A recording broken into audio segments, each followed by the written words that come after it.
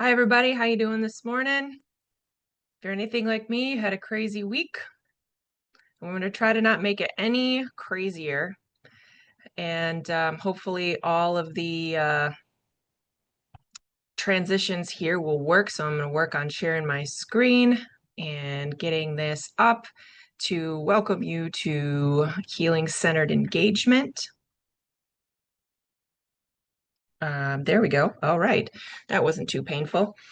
Welcome to Healing-Centered Engagement. I'm glad to be able to see all the faces because Zoom wasn't cooperating for me earlier, but everything seems to be going well now. Perfect. My name is Patty Heffernan. I am the owner and trainer at Helios Recovery Services, and I'm the executive director of Helios Heuristic Inc., which is a wraparound support program for people at the intersection of substance use and child welfare. And this training was written in collaboration with Jesse Heffernan, who's our CP and is a HCE approved provider. He is not able to co-train with me today, but that's okay. We don't need him, right? You guys got me. I'm enough. That's the whole mantra, right?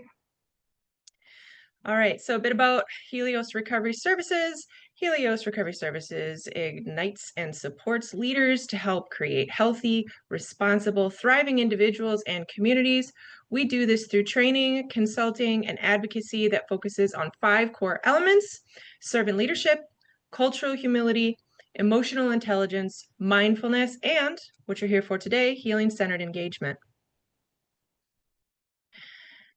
And for our justice and equity statement, Helios Recovery acknowledges and honors the land on which we operate and conduct our in-person and online training, and where each participant joins us as the traditional territory of First Nations peoples. We express our gratitude and respect for the ancestral and ongoing stewardship of this land by First Nations peoples. We acknowledge the importance of engaging in ongoing dialogue, learning, and partnership to build relationships that promote healing, justice, and reconciliation. We further acknowledge that our country was built upon a foundation deeply intertwined with slave labor, systemic inequities, and patriarchal structures. We acknowledge the ongoing impacts of these historical legacies, which have perpetuated injustices and marginalized communities. Additionally, Helios Recovery recognizes that the drug war and antiquated iatrogenic punitive addiction treatment methods have created disempowered experiences and services, and this is especially true for Black, Indigenous people of color and the LGBTQIA+ community and otherly abled people's bodies, minds, and spirits. Through education, advocacy, and intentional actions, we aim to create a collective path forward that centers on justice, equality, and empowerment for all individuals. We are dedicated to fostering healing, dismantling systemic barriers, and cultivating a more just and equitable society for the current and future generations. Whew, that was a lot. So, with today's takeaways, I'm hoping what you will be able to take away, although I'm always grateful to hear other takeaways, is understand the key differences between healing-centered engagement and trauma-informed care. I want to make a big disclaimer because this seems to be a thing that gets confused a lot. What we are absolutely not saying is that trauma-informed care is bad and should go away. We're saying this is trauma-informed care. Healing-centered engagement is going to go a step further. So the two are going to be working together. We're just going to explain some differences in them. We'll identify 3 ways to address the root causes of trauma within communities. Identify 3 ways to improve strategies and outcomes with clients using an HCE approach. So this is where we're going to talk a little bit. So typically when we're going to do some work together, because we are going to do a little bit of group work today, we want to create a courageous space because there's really no such thing as a safe space, right? What might be a safe space for you might be a not very safe space for another person. So instead of setting that up, we want to set up a space of courage, to still speak up and share even when that might be scary or activating. All of that is welcome here. I would invite you to lean into something and get curious with why you're having a reaction, if you have a reaction, and then the rest of us will support you in working through that. So these are a few things that we set up to do that. So because we want to encourage dialogue. We want to encourage working through some of these processes. We want to recognize the difference in holding each other accountable, but also to not do the work for them and to share other experiences. We also want to understand the difference between accountability and punishment. Those are different things. Accountability means that you assess things where you may have been in the wrong, where you may need to make a change. That's it. It's just data. Punishment is where we talk about what pieces of crap we are because we made this mistake. And we're not doing that today. We're not doing any of that. Please don't do any of that. Be kind to yourself, please. And it's typically uncomfortable, but discomfort is good, pain is bad. Okay. So we want to acknowledge the difference between intent and impact. We know you don't mean harm. I don't really know hardly anybody who really, really means to be harmful. You can be harmful by accident and you're still accountable for that. If you accidentally break a window, you still got to replace it, right? Even though you didn't mean to do it. We're going to take responsibility for our words, actions, and impact. Punishment is just a fee we pay to continue doing crappy behavior. So we're not doing any punishment here. We're doing responsibility and accountability with good intention, with good faith actions.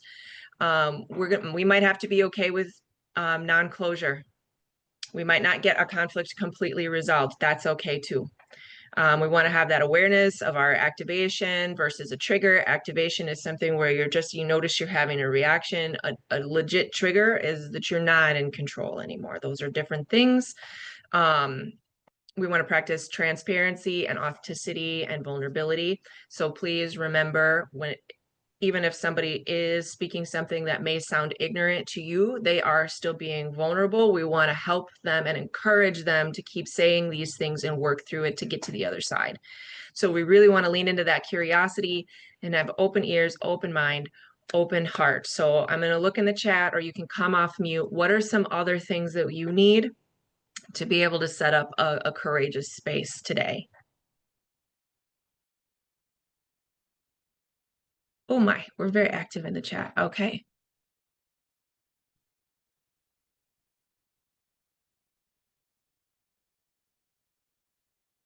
What are some other things that we need? I know it's Thursday, it's been a long week, but I can sit in silence and wait for you to interact with me. A willingness to stretch, that's a good one. Yes. What else?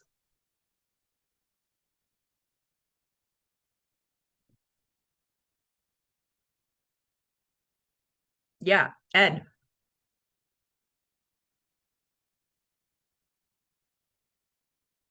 I saw a hand and then he disappeared.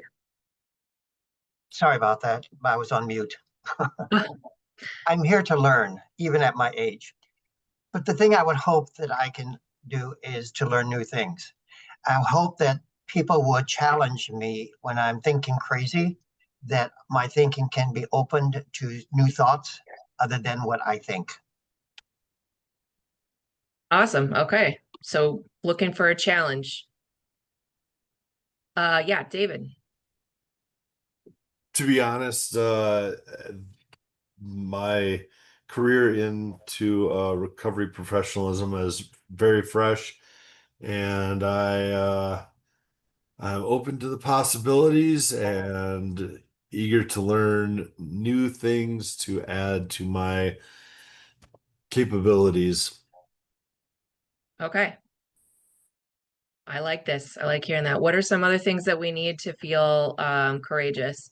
So I have peaceful minds and openness to learn, which I'm hearing a lot of that already, which is great. And please do. I am not your high school grade teacher. You do not have to ask permission to go to the bathroom.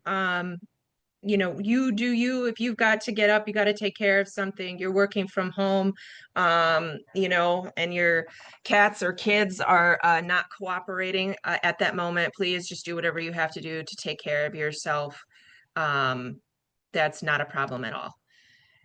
All right, non-judgment, honesty, and understanding. So I want to talk about that judgment thing, because this is something that comes up every time, because nobody wants to feel judged. But our judgment is a very important piece of all of us. Judgment is the thing that lets you know that it's not a good idea to walk out into the road in oncoming traffic. So how about, instead of judgment, we're not going to condemn anybody. We're never going to do that. There's always a path back, even if somebody has done harm or they did something wrong. Oh, I like this one, being okay with the unknown. That's a great one. A really good teacher of mine taught me is that there are the things that you know. There are the things that you know that you don't know. Like, for example, I know that I have no idea how to fly a plane. No idea. I know I don't know that. And then there are the things that you don't know that you don't know. There are things completely outside of your knowledge. And that the part where you don't know what you don't know, the unknown, is usually where the next most beautiful things are. So thank you for that one. I like it. All right, any others? I don't want to miss anybody.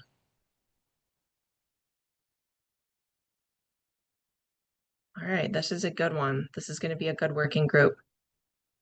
Okay, I can feel it.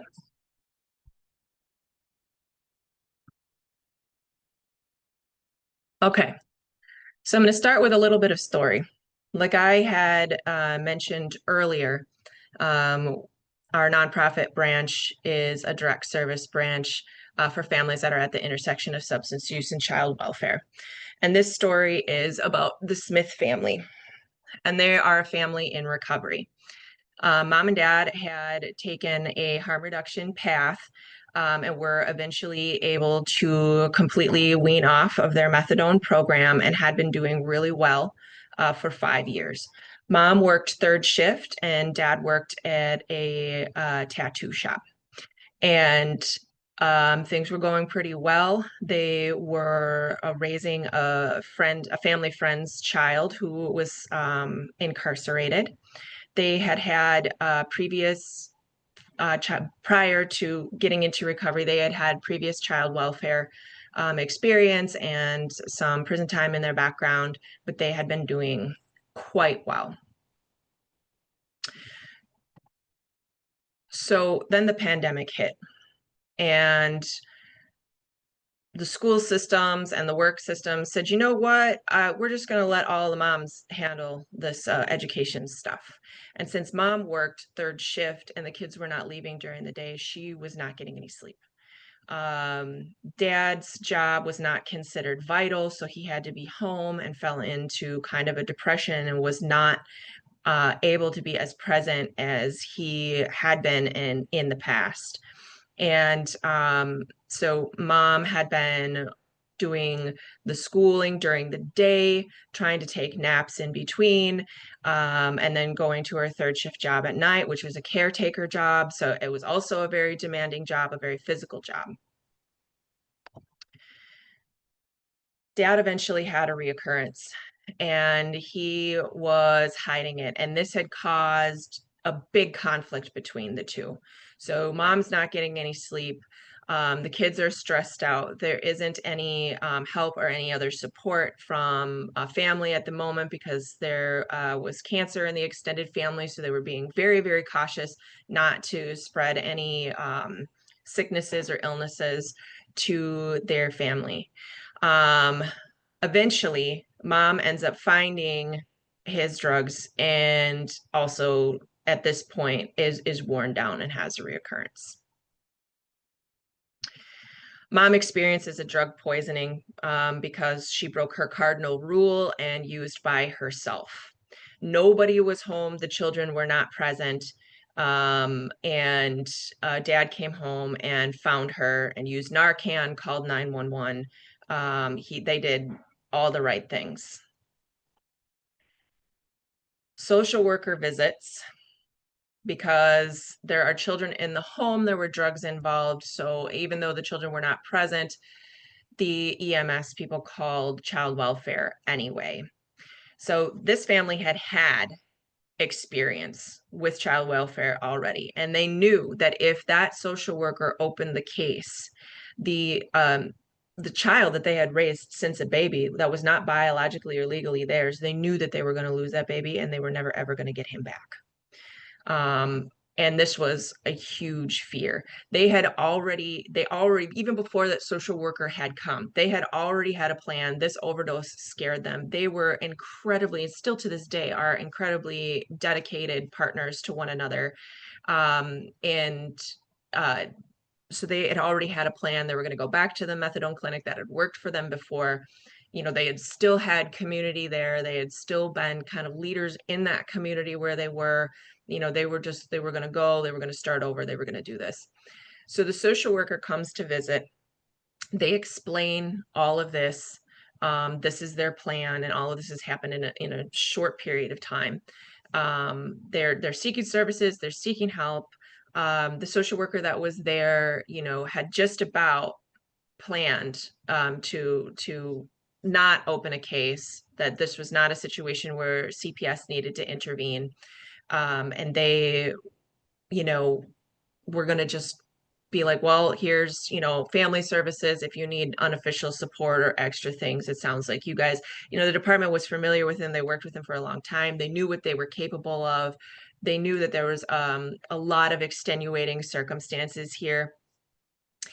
And in the middle of this interview, the MEG unit kicks in the door and decides that they are going to raid. And Dad is the son of a cop, so he just said, "Don't rip up my house. I'll give you what you want." But because there were drugs still present, that is when that social worker decided that everything that they told him was an absolute lie, and removed all of their children that day.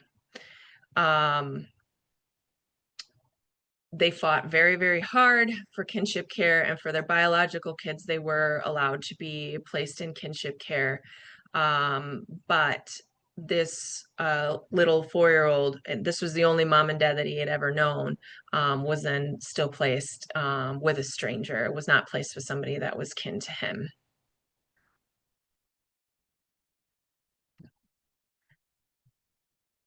So when the social worker removes the children and it moves into ongoing casework, the social worker contacted the MEG unit to find out if any charges were going to be brought, as that affects her case and the decisions that they have to make. And the MEG unit would not disclose anything. And the reason they would not disclose anything is because they had no warrant. They had no probable cause, and they didn't even have an informant that was on them. They had seen the EMS call to the address. They knew the family before, and they had hoped that they were going to be able to get something. And they tried very difficultly, and I don't know about your area, but we have have had a problem with this for at least 20 years with the MEG unit in our area, where they try to scare somebody into being an informant and wearing a wire on somebody else with the promise that anything that they have on them will be dropped, whether they have something on them or not. And then when they do it, they just charge everybody with everything anyway. And again, because Dad was the son of a cop, he said, I'll do whatever you want, but you get it for me in writing first. And they never did. And that kind of just went away. But this experience upended their entire lives. So in our small group work with this scenario, and before I send you off, I'll give you the opportunity to ask some clarifying questions. Where was the trauma-informed care in this scenario, and how do you know? So we'll break off into small groups, but before we do that, I'm going to watch the chat, or please, you know, raise your hand, come off mute to ask any clarifying questions.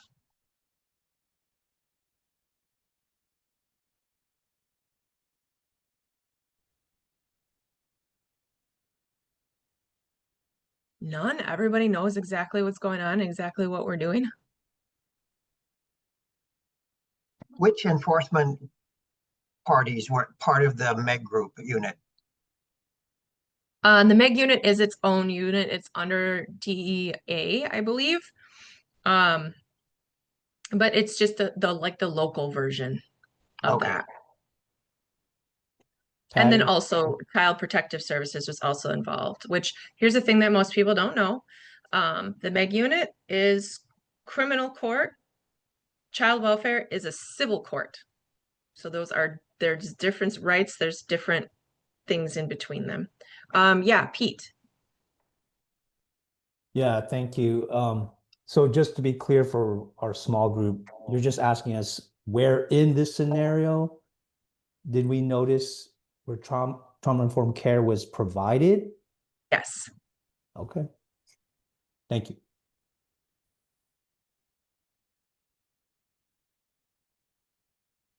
I didn't hear Pete's question. Can that be repeated? Yeah, he asked the assignment for the group is where in this scenario was trauma-informed care provided and how do you know? So that's what we're doing in the small group. Because it was provided. It was. We're going to talk about it, but where and how do you know? Okay. Any other questions? All right, well then I think we're going to give you about 7 minutes in your small groups. I know there's a lot to discuss here, but try to rein it into 7 minutes if you can. And then I'll see you back after that and we'll talk about it. Hello, welcome back everybody. Should be all transitioned back into here by now. And I see hands up already. So we're gonna talk a little bit about, let me know what you talked about from your group. And let's have some discussion about it. I'm gonna start with David. I see your hand up right away. Hi guys, thank you and welcome. Yeah, what we talked about was trying to identify where tick happened to begin with. And our agreement was that, first of all, the tick didn't happen in the way it was supposed to. The CPS came in with the idea of, I've got history, I understand these people, I am going to give them some benefit here. And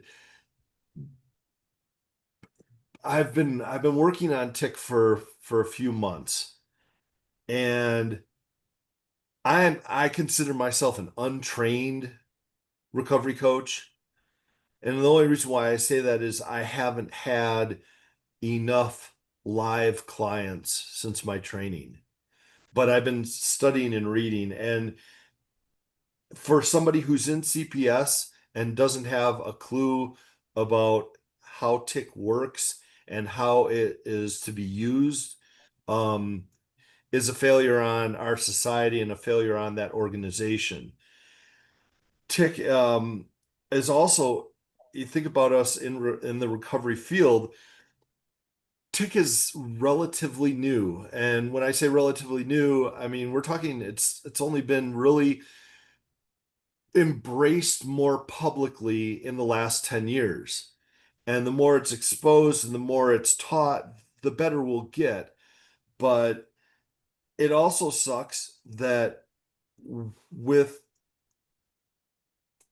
the whole concept of our culture and what we have allowed to be built around us, the fact that Meg showed up at all is a huge red flag.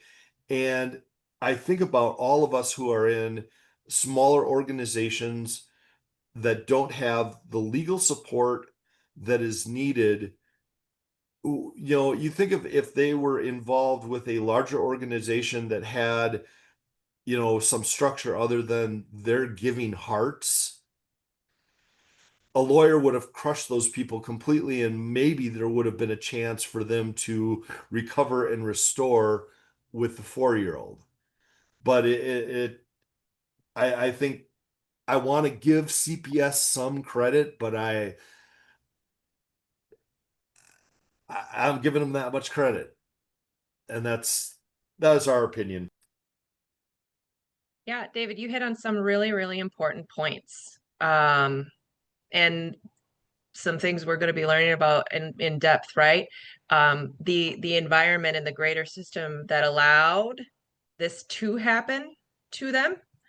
And yes, trauma-informed care, and the application of it as like, because there can be an understanding of it, but that if you don't have that application, then what does that matter? And you touched on another systemic issue of legal representation. So this is another area, especially in our particular niche of recovery coaching, the understanding the difference between the criminal system and the child welfare system. So if you are in the criminal system and you can prove that what happened didn't happen, and that you unequivocally were not there, could not have been there, couldn't be a part of that, or that your due process was violated or your rights were violated in some way, you get those charges dropped, or at least at the very least reduced. Unfortunately, like a lot of times you have to take it to trial to get it dropped. However, that is not how civil court works, and that is not how the child welfare system works. Once you have, in our state they call it a CHIPS petition, a child in need of protective services.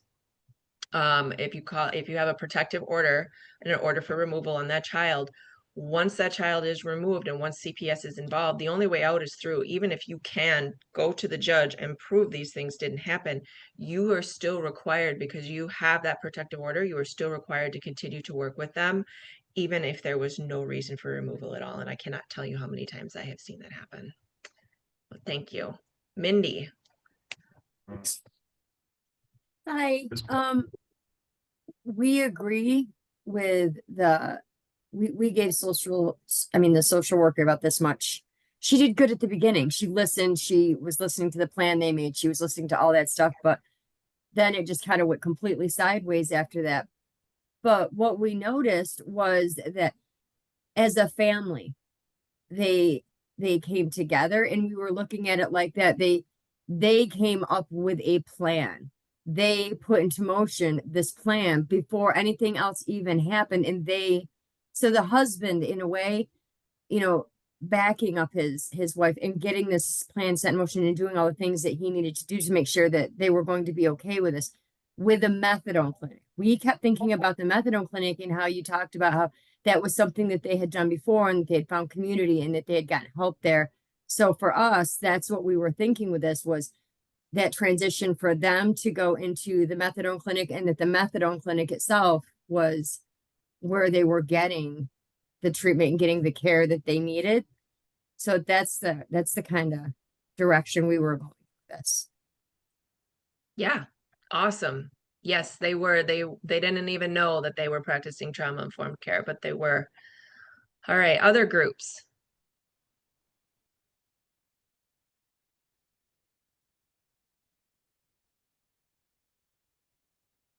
How many groups did we have, Michael?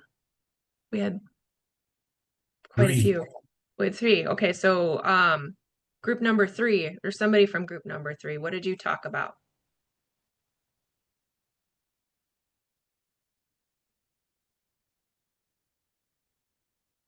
Don't be shy.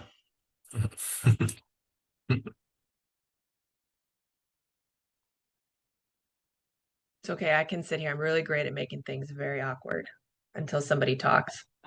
I'll share for our group. I think we were group 2. It doesn't matter though. I don't think anyone from our group shared, but when we tried to recall the whole situation,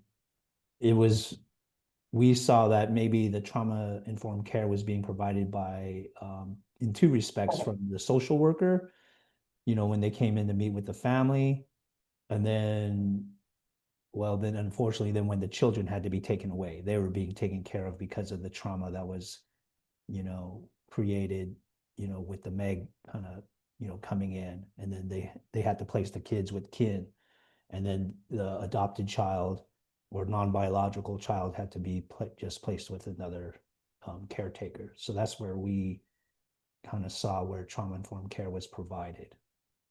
Yeah. Yes, in the traditional sense, I would say that that's true, but I'm gonna challenge you a little bit. Um, do you think, because the child was 4 at the time, so as yourself as a 4-year-old, if police and a bunch of strangers came into your house and then took you and then placed you with somebody else that you didn't know, even though they seemed like they were really nice, do you think that might be a traumatic experience? Yeah, we know we agreed on that for sure. Because we started talking about the kids, because like we realized that even though their biological children were placed with kin, we don't know what that kin was like. There was no background on that, because, just because they're with family or doesn't mean it's still a safe place. It just means they were placed. And then, Mm-hmm. yeah, we talked about how like the children were traumatized just at the outset from, when the Meg, broke in, because like, no matter what age, I said that's traumatic, even if you're an adult, you know.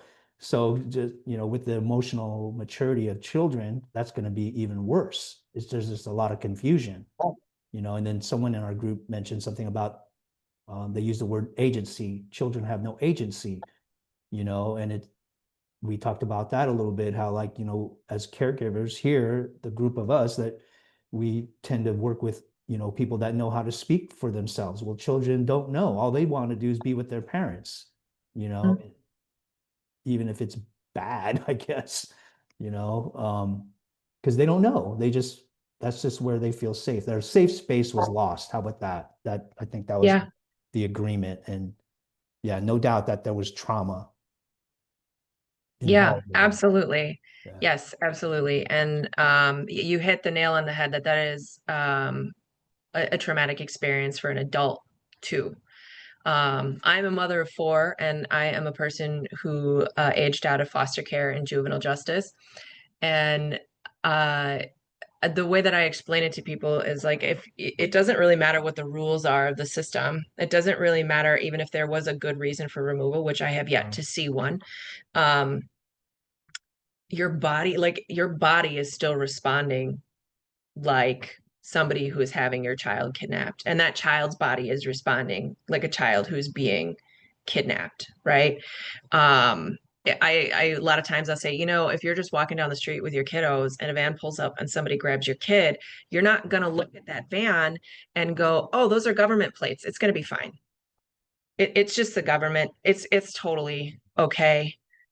And then the family members that are involved in this, everybody around them is just like, why are you making such a big deal about this? You're the one that is being the problem, and they're like, how, you really start to kind of, it's gaslighting is what it is. You start to feel crazy.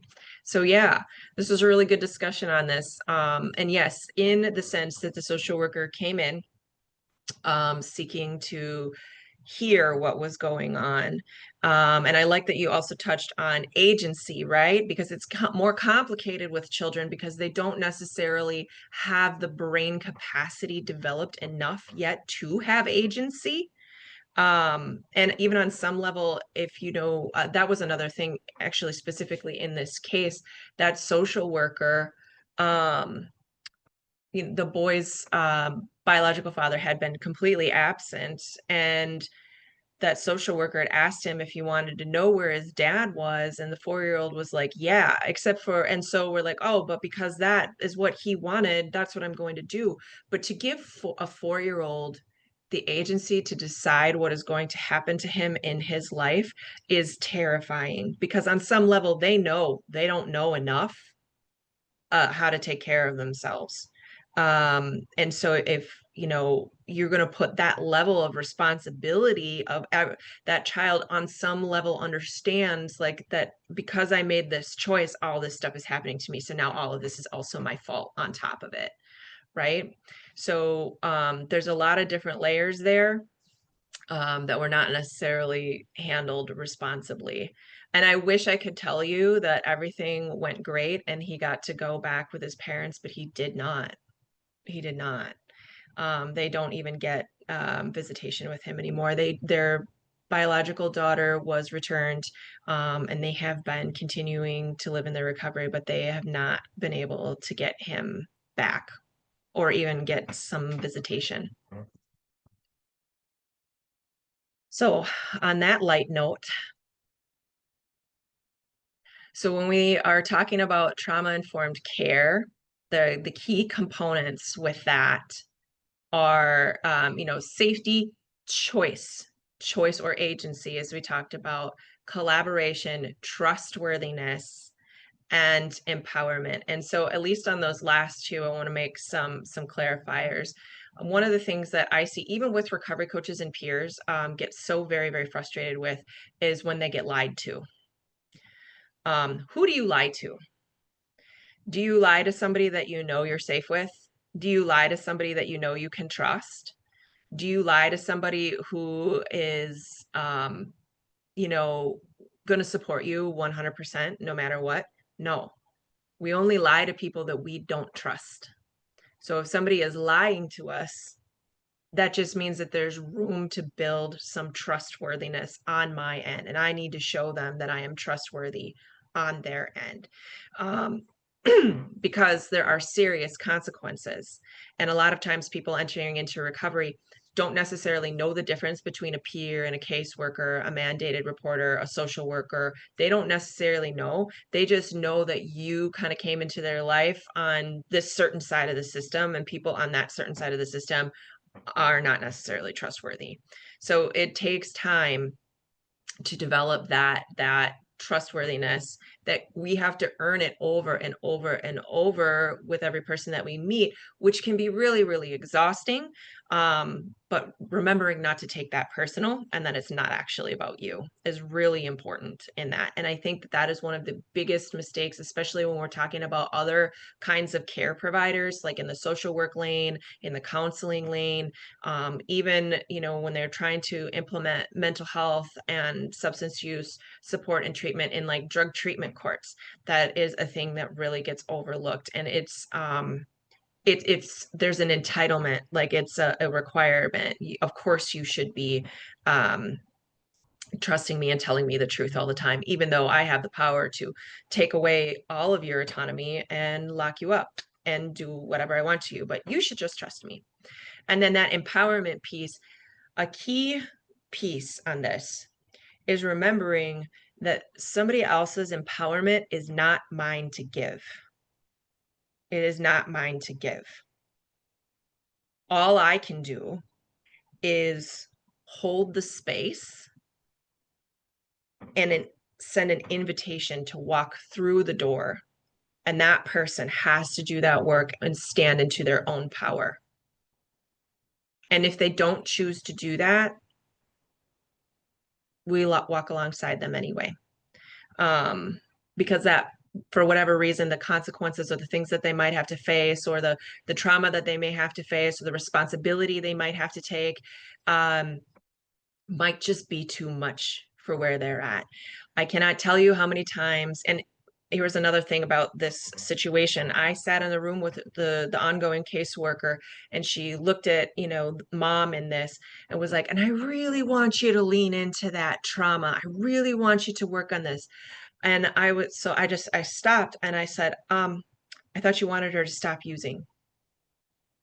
Because she can either lean into the trauma or she can stop using, but you're not going to get both.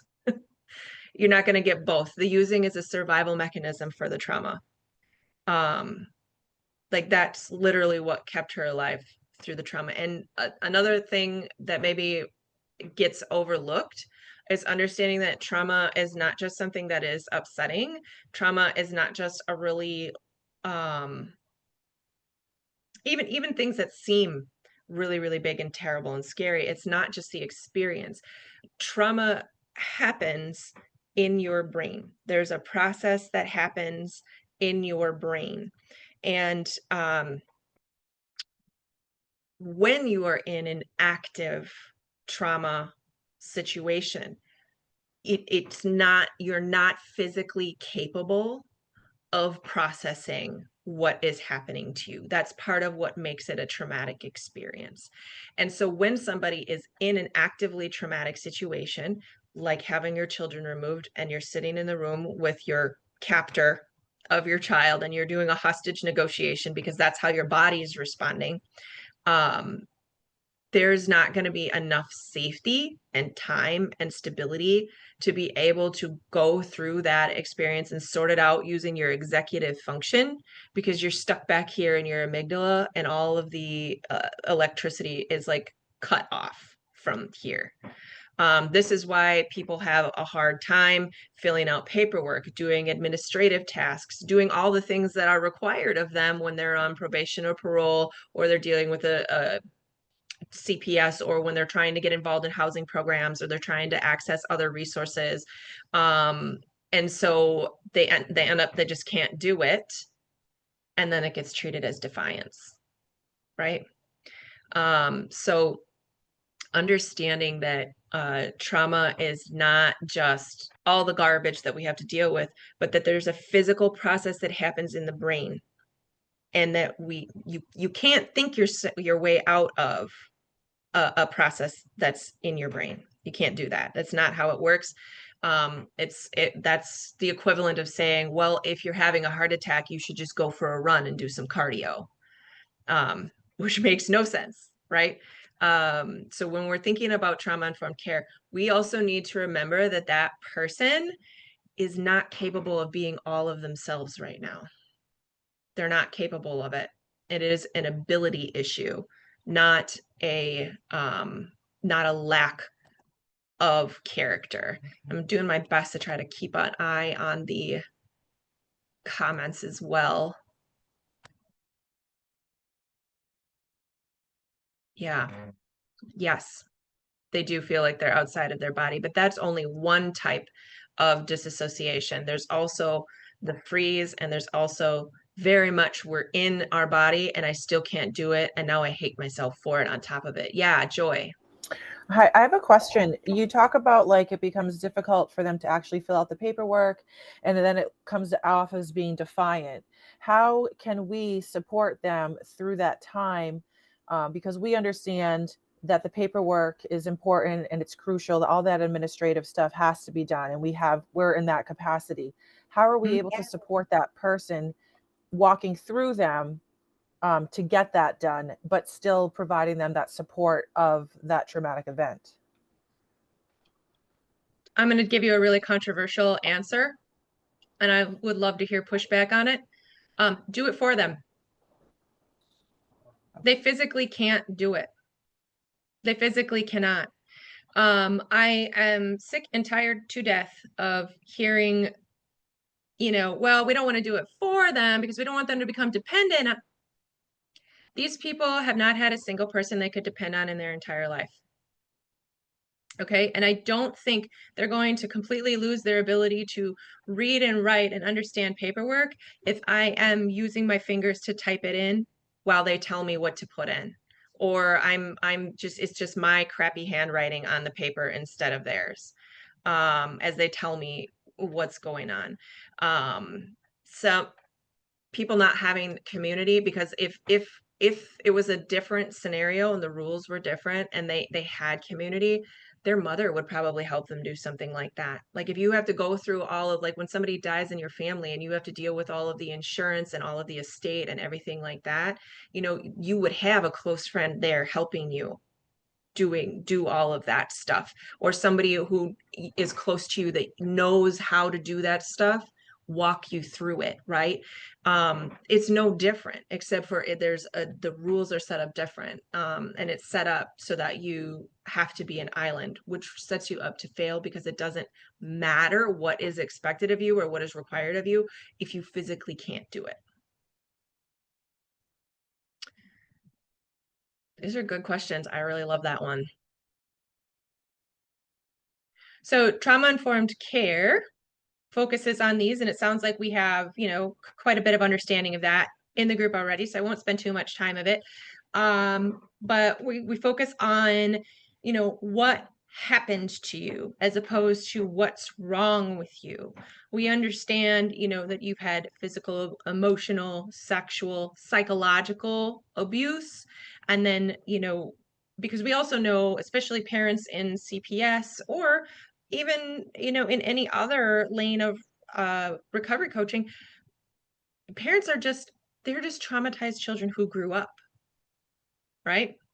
And we've just put some, I don't know, ridiculous idea out there that at some point somebody is a lost cause. So it's not, you know, now we're going to punish you for your trauma instead of try to help you. Whereas it's easier and more feel good culturally to try to do that with kids and with youth. But the other piece is that kids, again, don't have that agency. They're programmed to do what seems to please the adult in charge. And it's very important if you, especially if you do work with youth, to remember that if you are the one who is in charge, no matter how intelligent they are, they still don't have that agency, and they are programmed for survival, because every human is, to please you. And we need to be very, very careful to remember not to ask anything of them that could be betraying themselves in order to please you, even if it is the very best of intentions.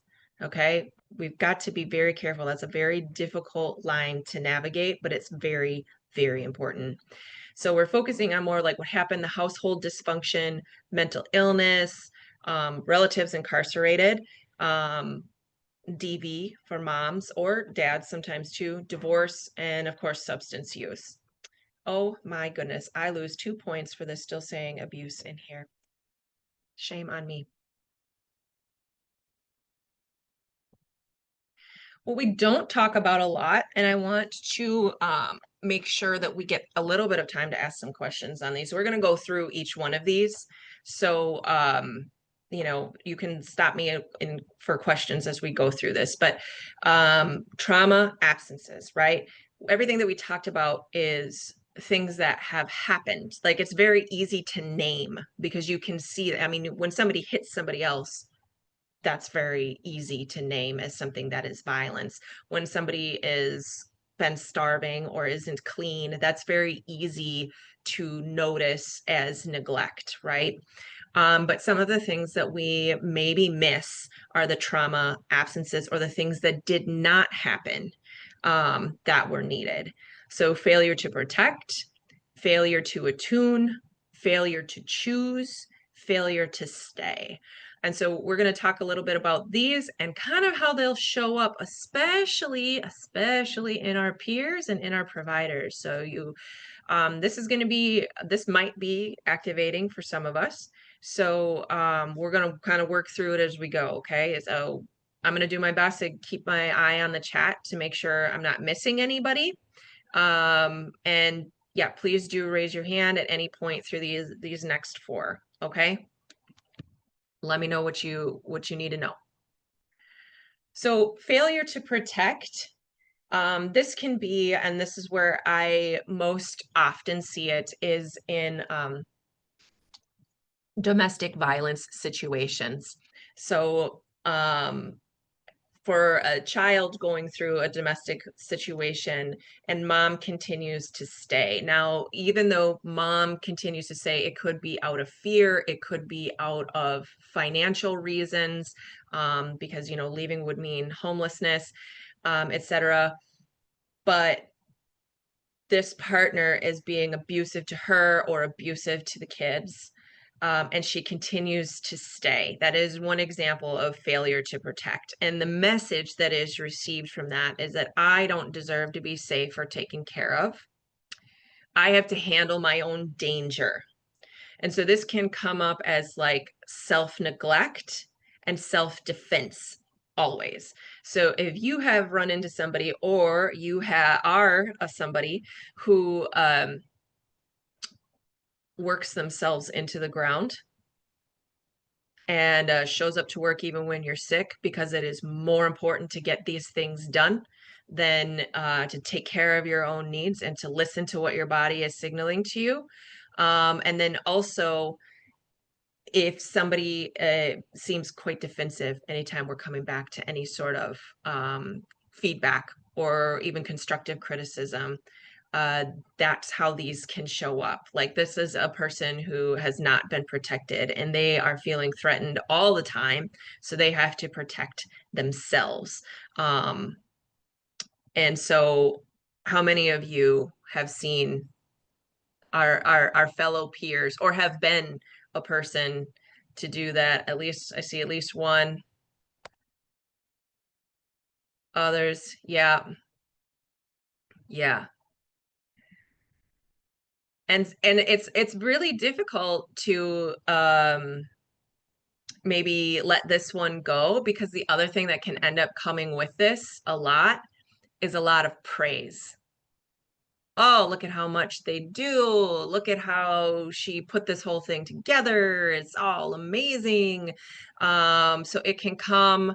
And then there's the message then too is like, if I keep betraying myself, I will make other people happy. If I keep ignoring myself, I make other people happy.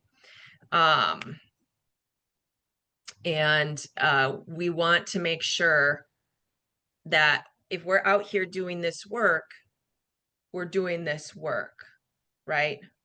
And so making sure that we are taking care of ourselves, even if we don't think we deserve it, is something that is really important. And this is something that can kind of be not in this can kind of come up and become more obvious, especially in providers, because we have moved out of that, like, our active own traumatic situation is going on. And then we are in our own lives, you know, a little bit more stable, because that is how, like, this trauma works. And I see it happen with clients all the time. And I have also experienced this myself, where everything is safe for a while, and then all of a sudden, out of nowhere, I'm like, I don't know what my problem is. I don't know. Like, there's no reason for me to be like this. It's because we have become safe enough and safe enough people for ourselves that our trauma taps us on the shoulder and says, hey, can we deal with this now? Because it doesn't necessarily go away.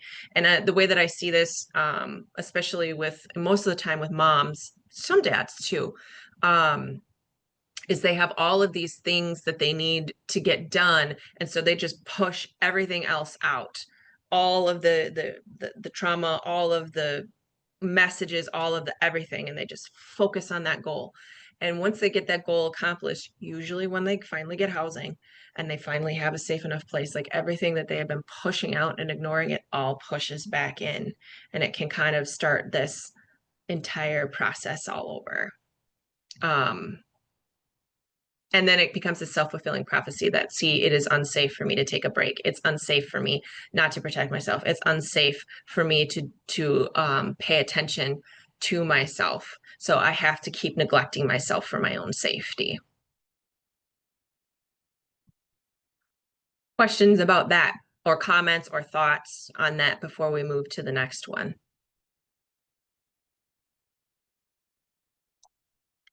Yeah, Hallie. Like to say, like, I can see even how this translates from childhood into adulthood and into generational trauma, right? I am a person who grew up in domestic violence situations, and I am a person who grew into domestic violence situations. So essentially, I married my parents, which is very common with people who grow up in violence situations. And in childhood, it was definitely like, if I do, you know, if I fawn, if I'm quiet or whatever, it was like a protection thing. In adulthood, as a woman with children, it was I have to do these things to protect my children. I made the decision to leave my previous relationship a good 3 years before I actually left, and it was because I needed to make a plan, because I was so afraid of ever being homeless again, which was a huge thing for me. I had spent a lot of time in poverty and homelessness as a child and early adulthood. I never wanted to go there again. And so I was a person who stayed because I needed to be financially, like, I didn't want to leave everything again. So it can translate from childhood into adulthood, and then into, like, I knew it was time to leave, like the day that I told my kids to go inside and pretend everything was normal. And all of a sudden I was like, oh my God, I'm my mom. So it does translate. Thank you for sharing that. And I really, really honor that you were brave enough to share that personal experience. That's a lot. I really, really appreciate that.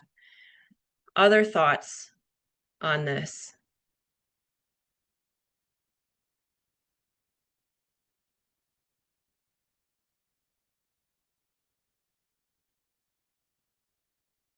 All right.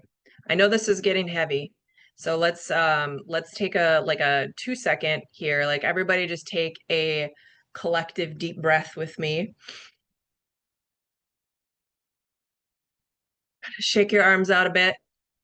Wiggle a little.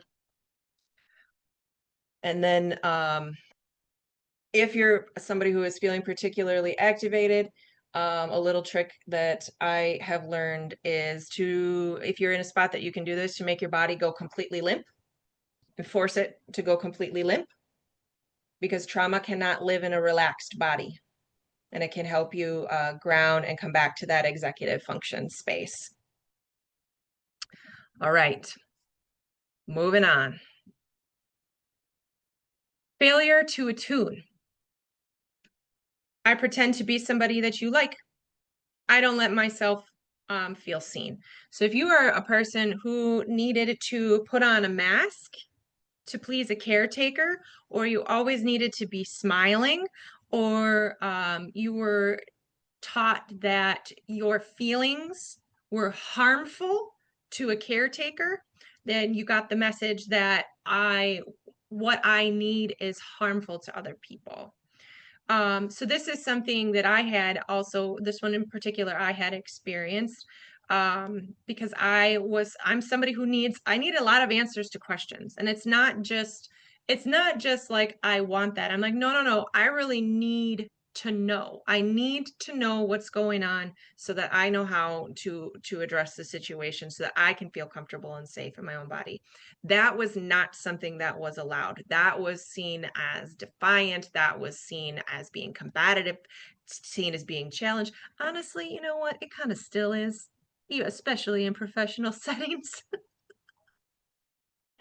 Because I find things that don't make a lot of sense to me, and people, act defensively, like I'm pointing out some sort of hypocrisy in them, and I'm judging them in some way, and I'm honestly just trying to figure out what's going on here. That's it. So wearing a mask, you then, you're pretending because the person that I really am is either harmful to other people or they would never really like me. And being somebody who has to put on a show or needs to be perfect, and can't let somebody see. This one I see a lot more, and not that this doesn't happen in other areas, because it does, it just happens differently. I tend to see this one in particularly with people who grew up in white suburban neighborhoods. Okay.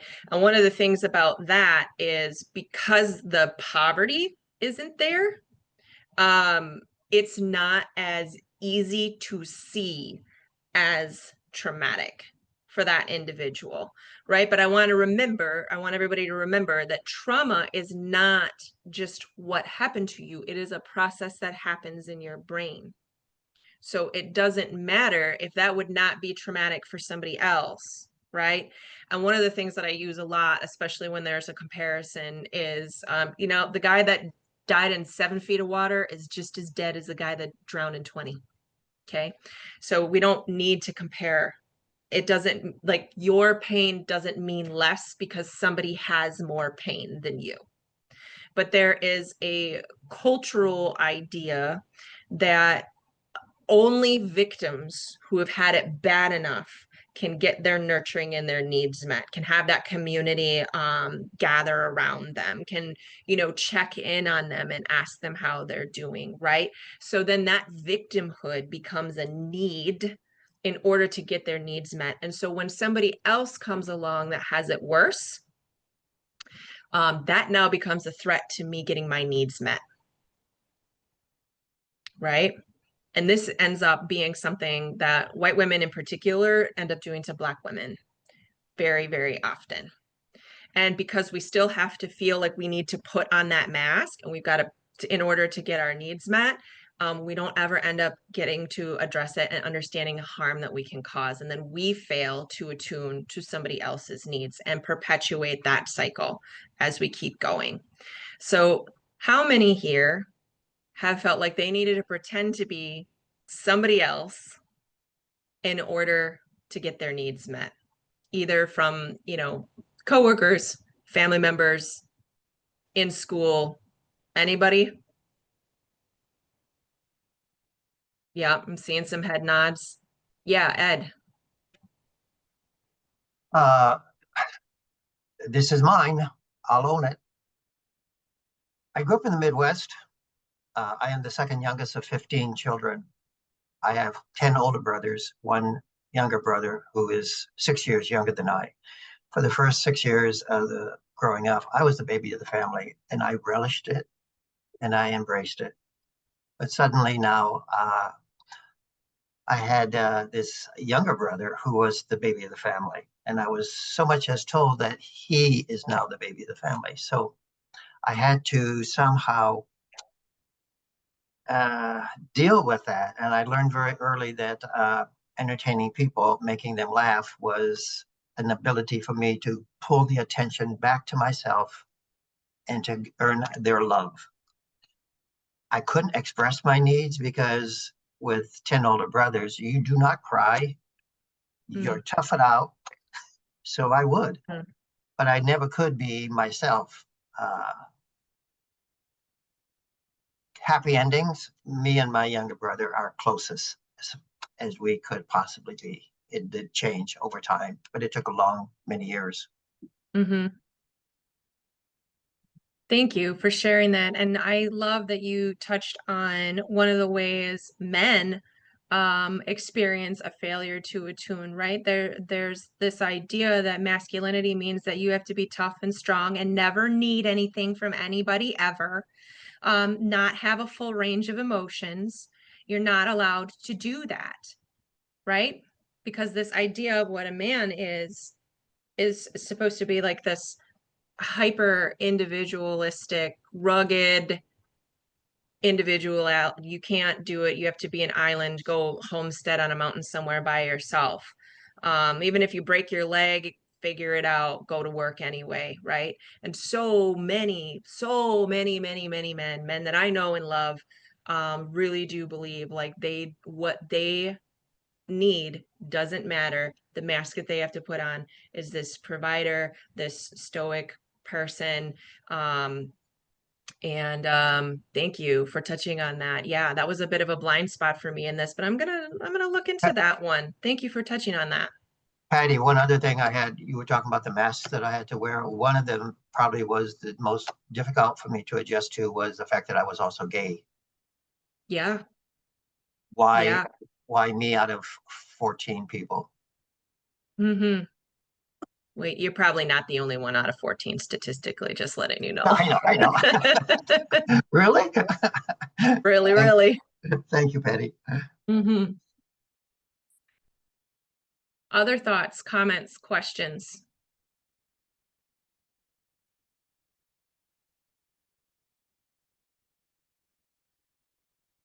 Yeah, Joy. I see this as working with different people in recovery. Reasons as to why they use, especially for not feeling my needs, pretending to be somebody else, and I've noticed that as soon as, and this is even for myself, like as soon as something else is within my body, having been able to then have other people like me, because then I've transformed into somebody else. And now also working with some of my participants, I'm seeing that because what they're struggling with is now a sense of their needs, a sense of what they want, but they're having a hard time admitting that they want it. It's a lot easier for them to mask it by using and by then depressing or kind of compressing what they actually need for themselves. It's a lot easier to then use a substance or something else, so then they can completely be somebody else and they don't have to feel anymore. Yes, yes, very often. I mean, the pain of never being seen and being loved for who you are, yeah, you got to numb that with the substances, right? And then you can even become resentful that you're not enough without this substance, right? That nobody would really like you or see you with that. Um, yeah, that's a very common one. Thanks. Other thoughts? I'm loving all this dialogue this morning. Oh, and just checking on the comments here. That yep, toxic masculinity, the man box. Yes.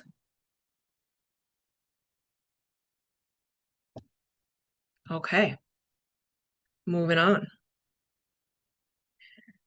Oh, David, did you have something? Yeah, sorry, I'm still trying to process it. Um, I think the other thing that happens in the failure of attunement is while we manifest these different personas, masks, and ways to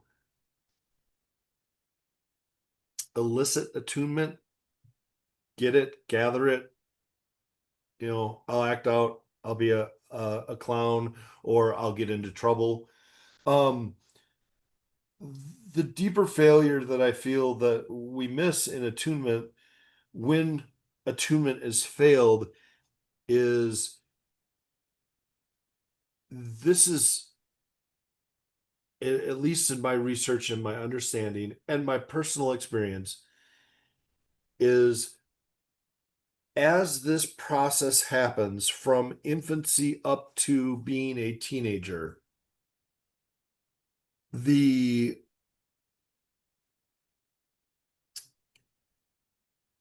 person who's not being attuned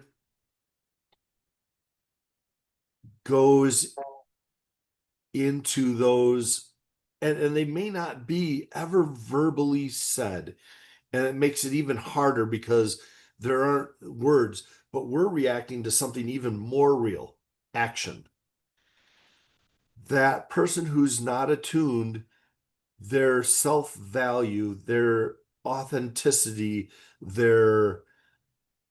um their essence, their psyche is diminished, destroyed, and and without that validation, it is an instantaneous crushing of self-value. And might not have been told anything. It might have just been the actions. And we as a child, no agency, no frontal cortex to be able to communicate effectively, accept this as I am not worthy, I am not loved, I am not valued. And those are, I think, even more damaging than our brain's desire to survive and put on these masks and find these other ways to pull in the attunement. It's my 2 cents. Thank you for sharing all of that. I would think that, yeah, all of that. It's the hard part as adults, once we've moved through this stuff, right? Is like sometimes we have to become that parent for that small child for ourselves. And that means stopping and assessing what your real needs are and sorting out what is the mask and what is not. And that can be really, really heavy. And it's a lifelong thing. Like it's not something that just happens once or twice and it's, you're good. I think the times in between when you have to revisit them maybe get longer, but it's something that is going to be continuously ongoing. And you'll find another one. Oh, here's another one where I got to go back. Now, what is it that I need to give myself in this?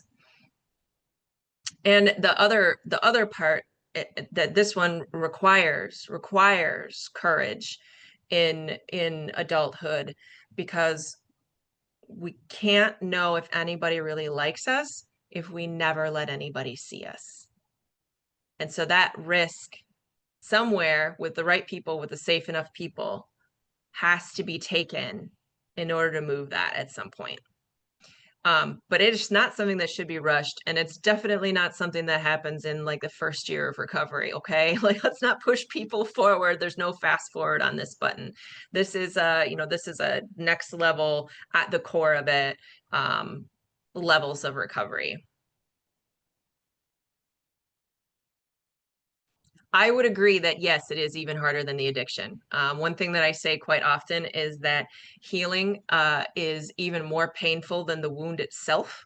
And if it wasn't, everybody would do it. This piece can be a potent process for recovery and more broadly for healing in general. Yes, thank you, Stephen. I would agree with that. David, one more thing. Yeah, that, it's amazing that you mentioned that you bring that up.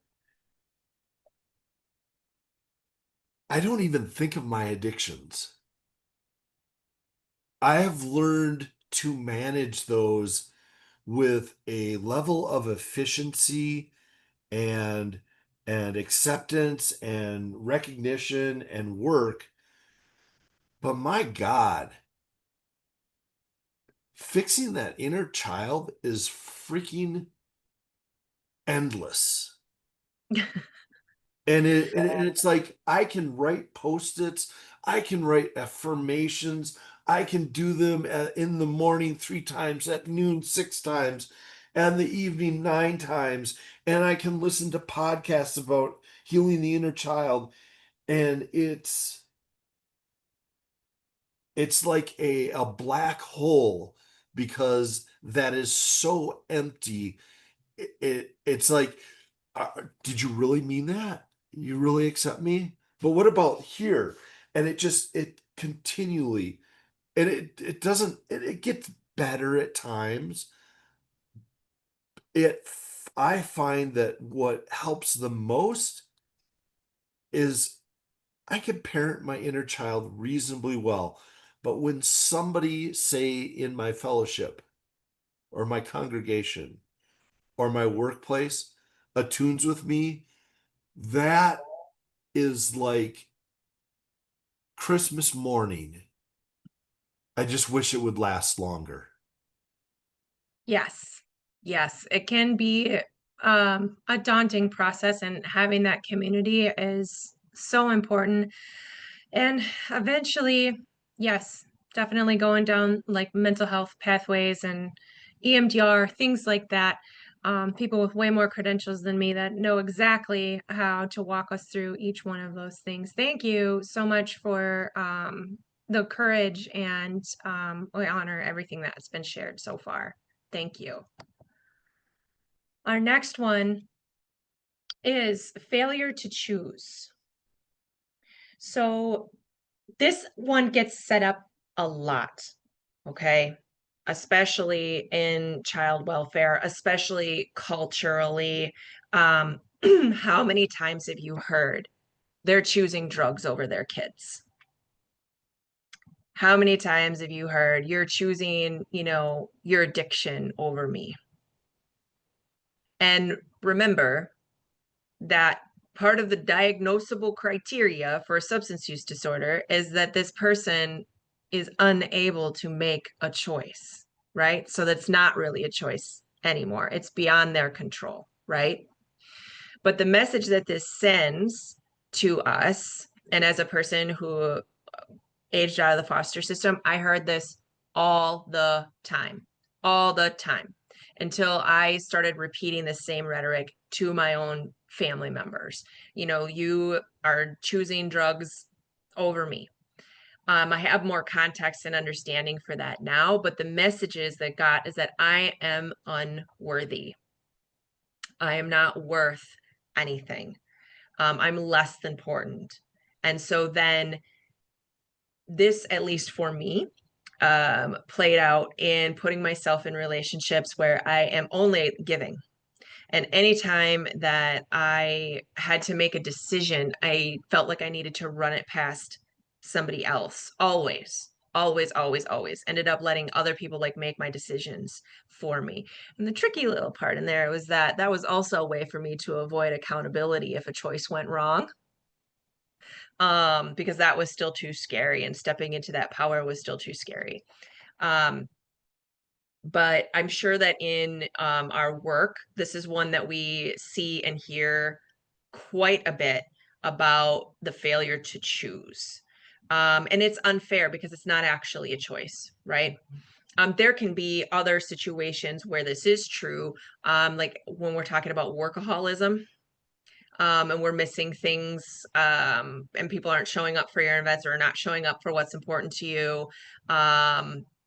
It makes us, you can see people who, especially the type A type personalities that are like very goal oriented people, not have that show up.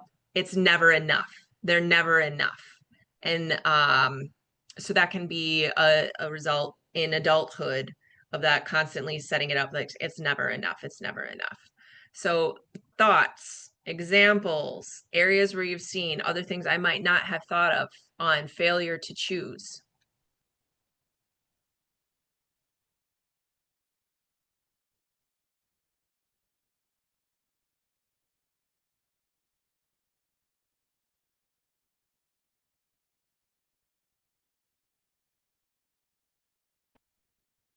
Nothing?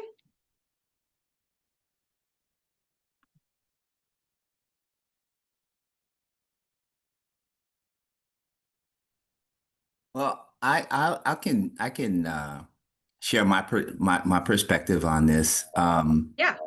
I was trying to put it in the chat, but I think I'll just speak to this, again from my perspective, because I think that ultimately, right, you were talking about failure to choose, but folks are making a choice, right?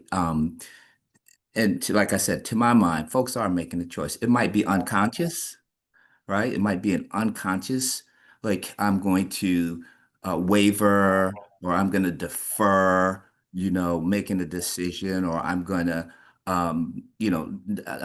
let somebody else be in the driver's seat for me.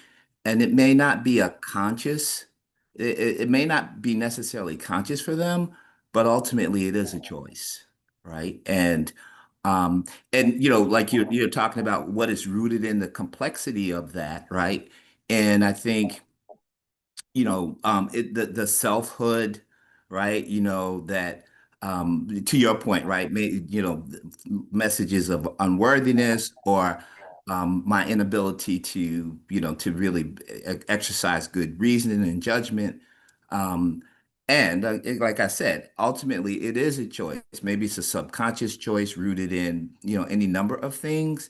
But I believe, right, that it is a choice, right? And that and for me, right, when I reflect upon this, when I really reflect deeply upon this, right, and drawing the connection to healing, and probably you might have spoke to this because I was late getting on here, but I think for a lot of people that's the work, right? To find my personhood, right? To recognize my inherent capacity to direct my life, right? Even if everybody else thinks that the way I'm directing it is not how I should be. Um, but I think that can be part of folks' healing journey, right? So I don't know. That's my thought about that. Yeah, thank you for sharing that. So there's two pieces in that. One, if you in early childhood and in teen years and even into early adulthood, uh if those who are important to you failed to choose you over something else, this is where this message, and repeatedly, like repeatedly, it's not a priority. This is where the messages come from, that I am unworthy, I'm less important than whatever it is that you have chosen. And then there's the other piece of, is addiction a choice? And I don't know anybody who would be like, yeah, sign me up. I'm choosing that. This is my career path on career day. That's what I'm going to do. And remember that there are parts of the brain, lots of parts of the brain, that are responsible for behavior, but have nothing to do with decision making. However, when you are somebody who is outside of that experience, it feels like, looks like, smells like, and experiences like that person is choosing something other than what's important to you and what's important to your sense of self. So, and while yes, some things can also be unconscious, or it's just not brought forward to your awareness. And good self-manipulation is always unconscious. So then it can still end up having these effects, right? This is, in a sense, like some of this is all part of like simply just being human. This is why we spent so much time in the beginning setting up this idea about, intent and impact, and we're still responsible for both. I see some couple of things in the chat here. If left unacknowledged, it seems it can manifest into incomplete decision making or inability over almost everything in life. It can, I guess, if it's that extreme, yes, it can. And I've seen this particularly in especially people who are in like early recovery, especially if they've come in through the criminal justice system, because the messages are, every decision that you've ever made has been wrong. Look, at other people would never choose what you've chosen. And so every decision that you have to make needs to be run by somebody, because your best thinking is what got you here. And I would argue, at least for me, I knew it was not my best thinking. I just did not care at the time.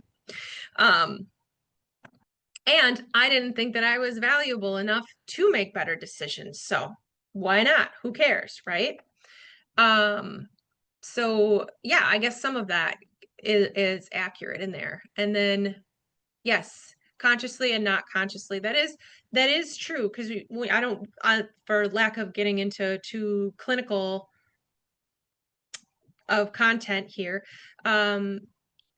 conscious and unconscious beliefs are there all the time, and we do make decisions all the time that we're not aware of.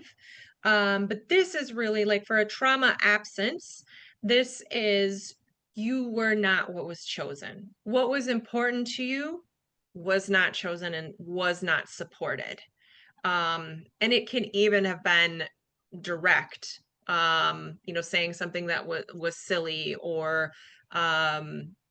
I'm not going to choose you because some part of your identity. And I'm not gonna, I'll show up to your work event, but I'm not gonna come and see you and your partner because some part of your identity isn't something that I choose. And I have another thing in the chat. I lost my wife 3 years ago to SUD. And my own recovery journey has taught me that this isn't a matter of choosing, but now I find myself in a 2-year relationship with a significant other who always throws it in my face that it's always a choice. That's a tricky one. And that's one we should probably take offline, because the truth is probably somewhere in the middle, as it always is. But yes, once we're at the point of addiction, and we're in a true trigger, which means that we are not getting access to the executive function in our brain, which is where our decision making, planning, our personality happens, who we want to be, what we want to do for the future, being able to sort out like, this is what's going to happen if I do this, and then making an active choice and being able to have the action to do that. That's right here in the front of your brain. But if we're actively triggered, you don't have access to any of that. And at that point, it is not a choice. this is where you may have heard people describe it as like, I feel like it's not even me doing this. I didn't even want to go and, you know, buy the booze. I didn't even want to go and buy the drugs. I didn't even want to. I just also couldn't stop myself. There's a fine line with that. And because it's not as easy to see as a broken arm or a car accident, it makes it a little bit more difficult to sort it out. And then because of the conscious, unconscious, intentionally unconscious, there's a whole lot to unpack there. But just for today, we're making ourselves aware that this is something that is also a traumatic experience of that failure to choose. This is a really great discussion, and I'm so happy to have all of this here. Also in the chat, we have, it can cause a lot of damage to grow up feeling not chosen. I spent a lot of years constantly trying to figure out what about me wasn't enough. Yes, yes, yes, exactly that. I realized it was never about me as an adult with some education and on how the brain of addiction works. Yes, yes, that right there. To move through this piece is to remember, or to maybe learn for the first time, that the failure to choose was never about you. And it was never about how enough you were or were not. Sometimes that can be a little bit harder to get through when we're talking with somebody who's newer in recovery. But at least for you know, somebody who's a little bit further down the path, this is something that we can connect with them on. All right, any other thoughts, comments, questions on failure to choose?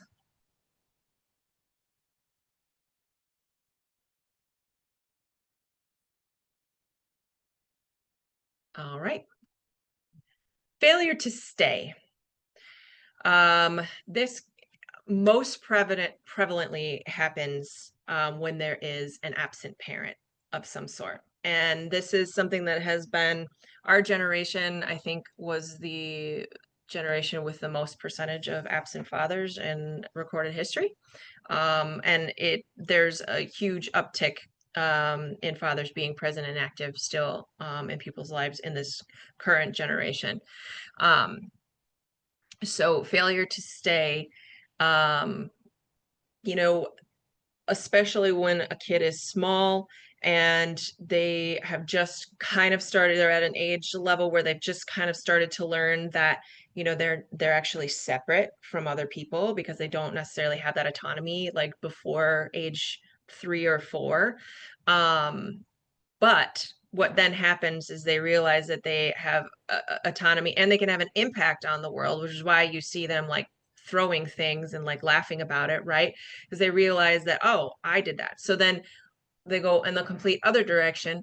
Everything that happens around here must be something that I did, because they don't have enough discernment or ability to do that yet. So when somebody that they love or care about doesn't stay, they can, the message that comes from that is, I'm not enough.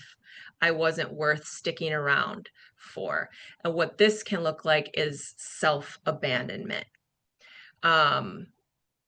So when people talk about others having, you know, abandonment issues, that anxiety that I'm going to do this one thing that's going to tip the scale in the other direction and I'm going to lose this person, can lead to, you know, in adulthood, betraying ourselves and abandoning ourselves for the hopes that to just not lose another person. And this can get pretty extreme. I mean, you can end up staying at jobs that will overload you and not respect you, not pay you.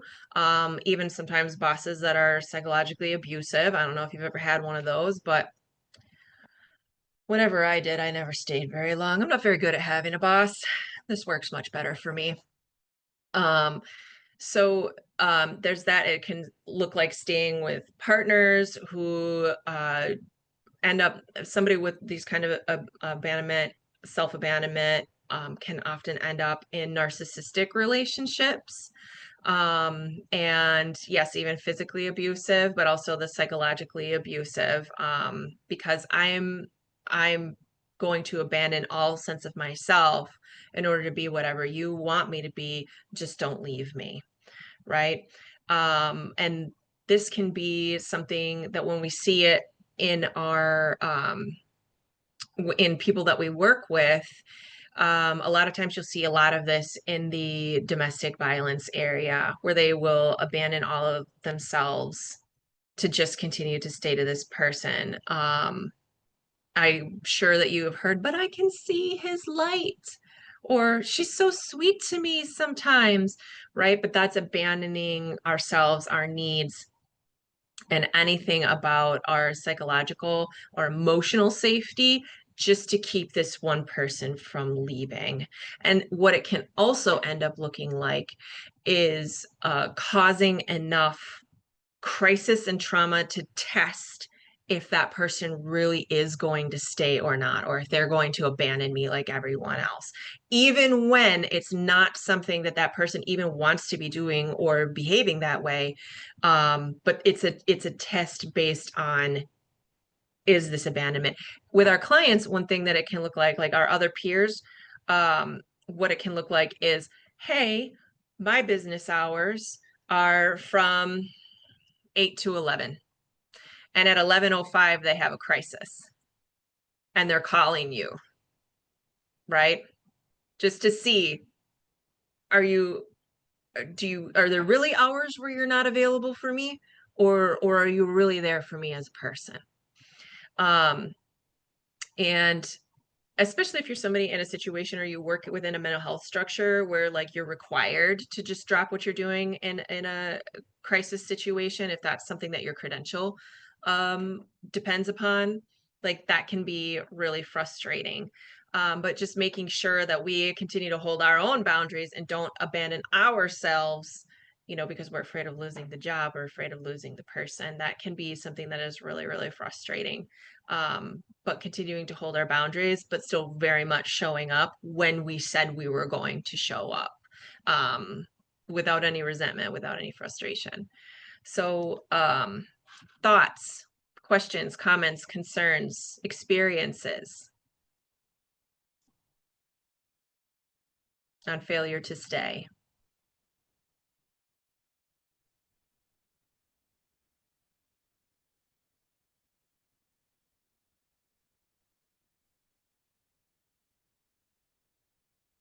Look in the chat here. Oh, I can cure the heart of the beast. Sure. Sure we can. All you have to do is completely abandon yourself and everything about you and any hopes and dreams possible. Taylor Swift talks about this in her song Anti-Hero. She says, I wake up screaming from dreaming one day I'll watch you as you're leaving because you got tired of my scheming for the last time. Yes. And while that ends up then becoming that self-fulfilling prophecy, right? Like, I'm testing them. I'm trying. Like, my goal is to try to make them leave, even though I don't really want them to leave. Eventually, you're going to make the person leave. And then she talks about how she always feels like she's the problem, and that's why people leave her. Well, if we're scheming and working on trying to make them leave, then we might be the problem, right? That's just another way that you can.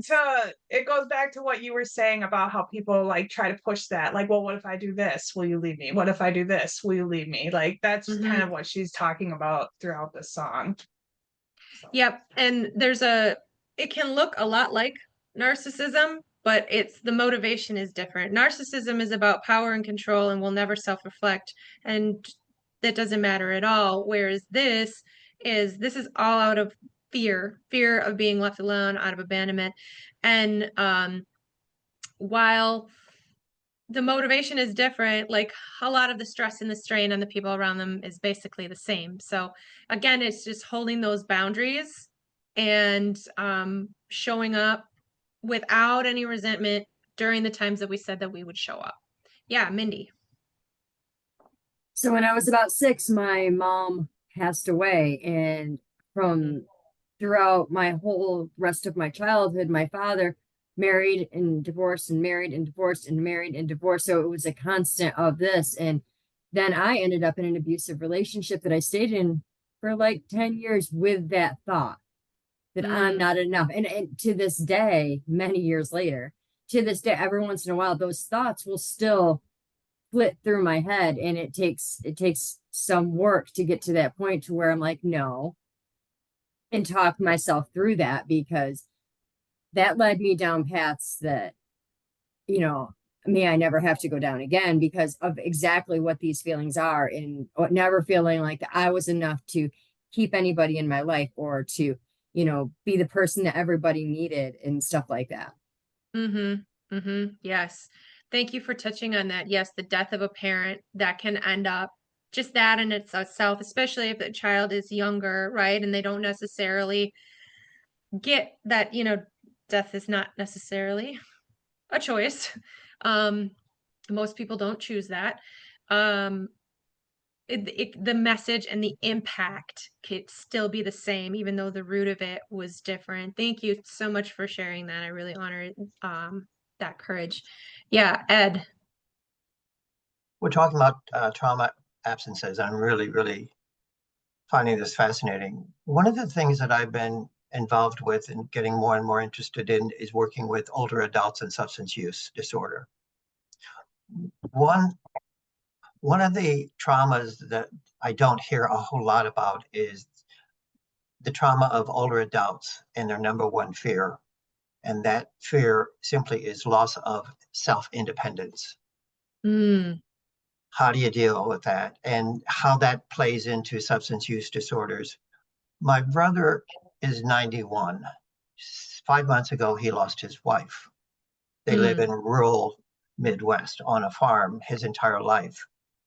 He can do anything with his eyes closed, outdoors, farming, everything, chores, you name it. His wife worked in the local bank 2 miles every day. She was the accountant, bookkeeper, cook, washer, everything. Suddenly he just lost his wife. And now his worst fear is he doesn't know how to do laundry. He doesn't know how to cook. He doesn't know how to write a bill. He has 5 siblings who are with him. He's going through this anxiety attack every time he opens his mail. And what do I do? How do I do this? And yet, if he was a drinker, he would be one hot mess. Fortunately, he doesn't drink. God bless him. But the trauma and the experiences that we deal with people who in older life go through these loss of self ability to take care of themselves. His family, his siblings the nephews and nieces want to bring him into a nursing home. He says that will be the death of me. His only sense of security that we talked about, his only sense of security and trust is that house. Just want to throw that out. That's a tough one. Thank you for that. Especially, I too would be terrified to lose my independence. And my trauma response is being hyper independent. Like when things are going really, really a hard way, I'm like everything in. I'm an island. I don't need anything from anybody, right? Yes. But I've also not had anybody that took care of all of my bills and did my laundry for me. Man, that'd be amazing. And I'd also be, if I had, I would be terrified of losing that person too. I think, and this is just me, but I know, especially in older generations, hyper independence was like highly, highly encouraged. And that rugged individualism was highly, highly encouraged. And building community was not necessarily something that was highly encouraged. And it may be due to not having great experiences in community setting. So I think, and I don't know, because I can't say that I have a ton of experience in this area, but perhaps building a safe and trustworthy community might help them feel less afraid when they've lost their ability to be totally independent, that there are people that they can rely on and that the universe is a safe place and people are kind. So that can maybe that. I don't know. Yes. Thank you. David. Yeah, I can totally relate to that on so many levels. Not being older, but that the concepts of self-reliance and you think about the generation prior to my generation of we don't give a fuck Gen X, um that self-reliance, you think of where they found community, where it was developed, and it's just, I think it's disheartening when you understand, like, what is the opposite of addiction? Connection. How do we get connection? As addicts, our church, or maybe not our church, but religion has failed us, has ostracized us, has dehumanized us. Our local groups maybe have made judgments because we've been incarcerated or we've faced legal things that have been put into the public eye without our consent. And I know in my own recovery, being the unattuned child who learned that I can take care of myself. I can play with my Legos for 14 hours and you will not hear or see me and I will be happy as hell. Learning about community and connecting has become one of my biggest resources in recovery, to the point that even when I look around and I see what's happening, that I could never imagine being in a dystopia film about this country that prides freedom and whatnot, moving towards these horrific ideas. What was my solution? Honestly, I didn't have the answer.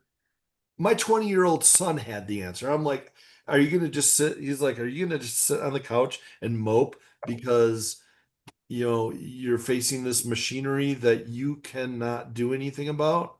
And I'm like, am I doing that? He's like, yeah, you are. You've been on the couch for almost a week, Yeah. doom scrolling. And I said, I don't know what to do. He's like, really? He's like, why don't you start with the block? And I was like, okay. He said, start in your community. And I'm like, and I've been doing this in recovery, but I can't apply it outside of this addiction headspace. He's Mm. like, connect to your block. So Ed, connect, get more people around him. I connected with my block. I said, hey, we work better as a unit. We all seem to agree on these basic ideas. Let's meet, let's collaborate so that one person is not taking on all the responsibilities. And so that there is a safety net if something goes wrong. And we will fight for each other. And community, connection, they are the most amazing thing that I have witnessed, been a part of, and am diving into with my recovery and community. Ed, It's already happening. that It's is already happening, awesome. David. The Thank community, you. Oh, sorry about that. I don't mean to cut you guys off. We just have a couple more minutes. I really appreciate, I love all this dialogue and I love all of the discussion. And just a quick, totally off topic side note. Yeah, everything that I learned about organizing and doing legislative efforts, all of my education on that started with doing 12-step service work and learning how the service bodies worked. That was very, very helpful for me. All right, let's see if I can find my mouse here. So yeah, self-abandonment. David, I did love that you brought up the latchkey generation. This is another thing. This is what I'm talking about. Parents were not around. Sometimes I've even heard rumors they just went on vacations without their kids once they were a certain age. Like the failure to stay, the failure to be present, the failure to witness can lead to that I'm not enough. I wasn't worth sticking around for. So we ran out of time for this today, but that is all right. I feel like we did a lot of the really good discussion with this today. And when we come back, tomorrow, we're going to talk more about the situations in which we find ourselves. Sorry about that. That set these things up in the first place. So I feel like everybody got a pretty good understanding for the first half of this training about what the trauma absences are. And we already know what's going on with trauma-informed care. So tomorrow, join us for the next piece, which is how we move forward and how we address all of these things within the healing-centered engagement lens. So thank you so much, everybody. We'll finish up just a couple minutes early today, and I'll see you tomorrow. Good morning, everyone. We are right at time, so let me get my screen shared for you so we can finish the rest of this here training. I'm coming to you extra casual on this Friday. And my computer is, there we go. Okay. How are y'all doing this morning? We made it. It's Friday. My week started with flight delays and I had to present in the dark. It was the strangest thing. So it's been a long week to say the least. But I can't think of a better way to spend it than with you folks. We had a really great, robust discussion yesterday. Lots of participation, really awesome sharing of ourselves. I'm so impressed. I got to tell you, usually on a Thursday afternoon, it's like pulling teeth to get people, or Thursday morning rather, it's like pulling teeth to get people to participate as everybody's tired, and you all did not disappoint in the least. You didn't make me talk the entire time. I really appreciate that.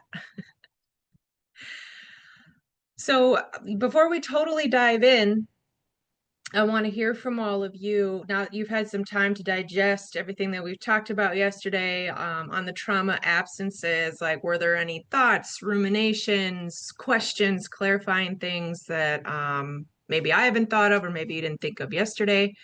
So I'm going to watch the chat here, and hopefully the rest of you are not as sleepy as I am and you will participate and talk with me.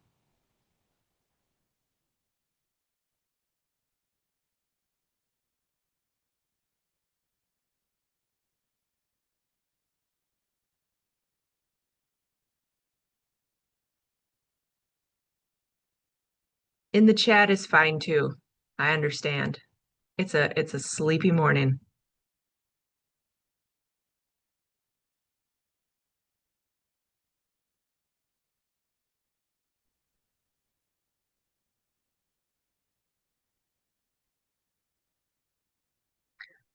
Love learning about different ways or different traumas that we don't always think about. Yeah, awesome. Yeah, Ed. Good morning, Patty, and good morning, everyone. I really enjoyed yesterday's session, talking about the different traumas, components of trauma. I did mention about my brother who had lost his wife. And one of the things you said that could be so helpful is community. And I think David also picked up and was talking about community. I just wanted to say after reflection that he lives in a very small community. The population is probably around 400 people. It's amazing how that community does come together to support him in ways that his children are surprised and, to say in the least, almost shocked of people stopping in just to say hi, bringing food, just checking on him. And So I just wanted to say that your suggestion of community has come to fruition and is alive and well in his little community. That's awesome. I'm so glad to hear that. You know, the power of us versus me being by myself, like it's so huge. And in the chat, I have a comment that I felt dopey as I don't think I explained one of my points well, so please don't hold it against me. You know what? If I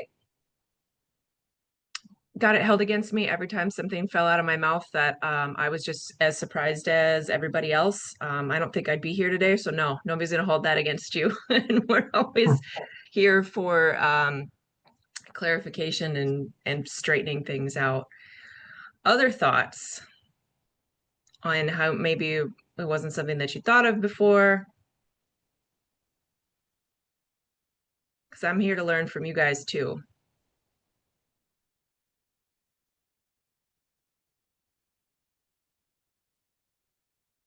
Or maybe somebody we hadn't heard from yesterday.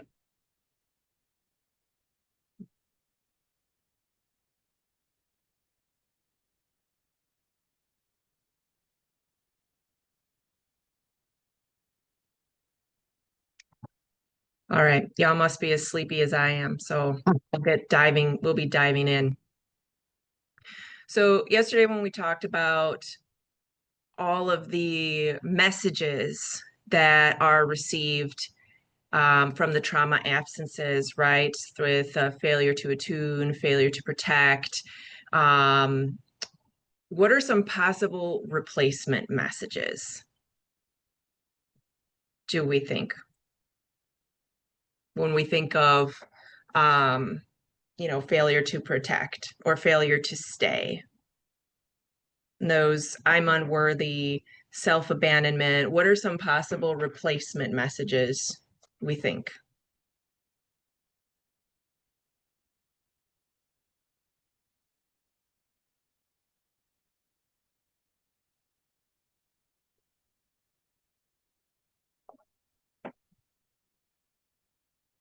Oh, let's check the chat here.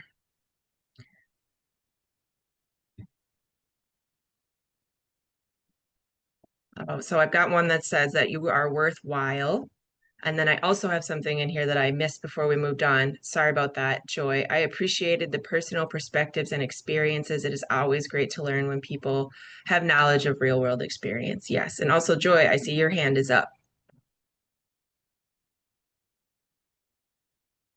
Good morning. As far as dealing with like failure protect, like instead of like I have to handle all of this danger on my own, I don't need to do this alone. I can always ask for help, or you can always ask for help. You don't need to be alone to do this. The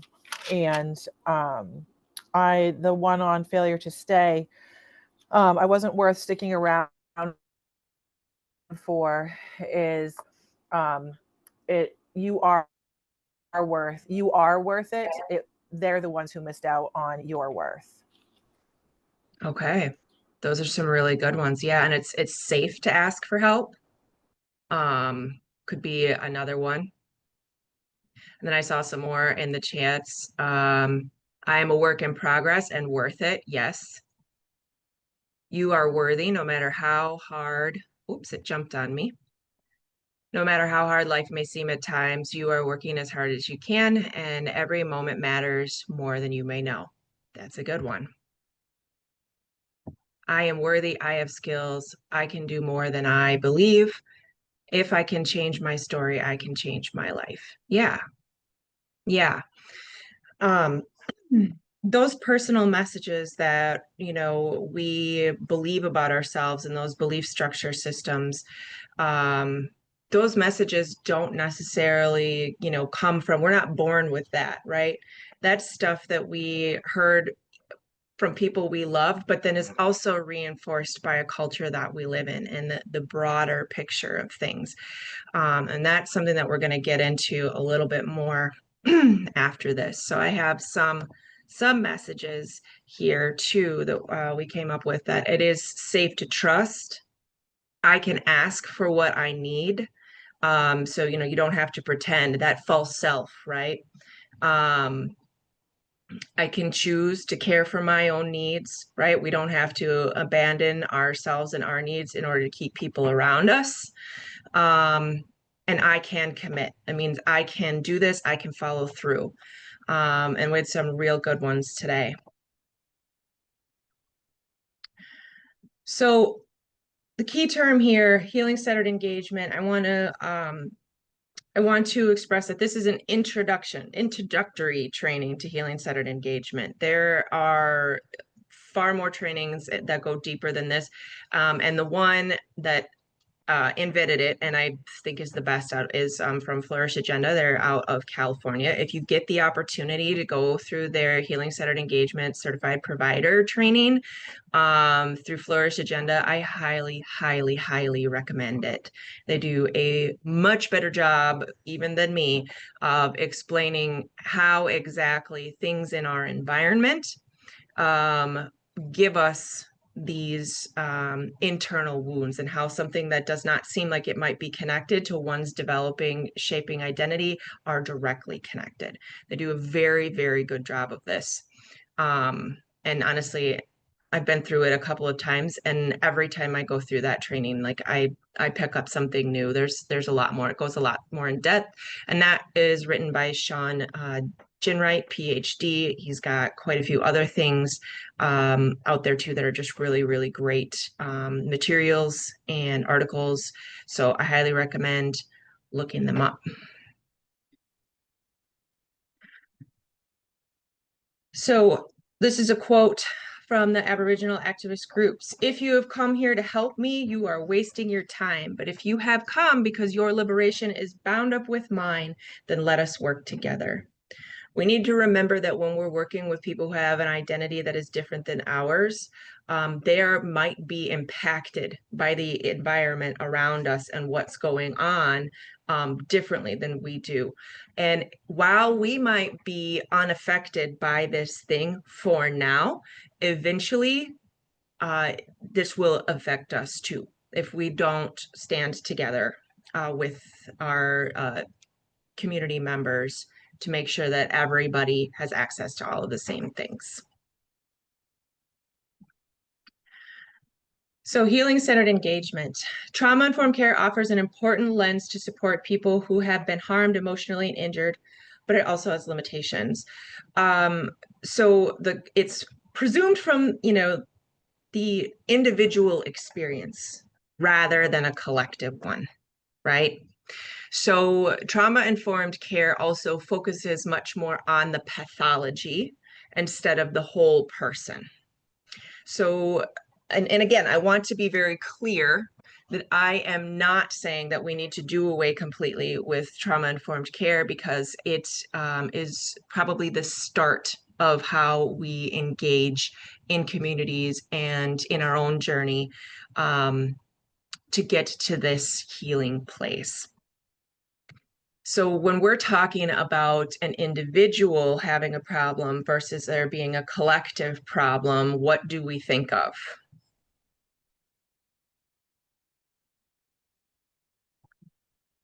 Checking on the chat now. Okay, the toxicity of modern society.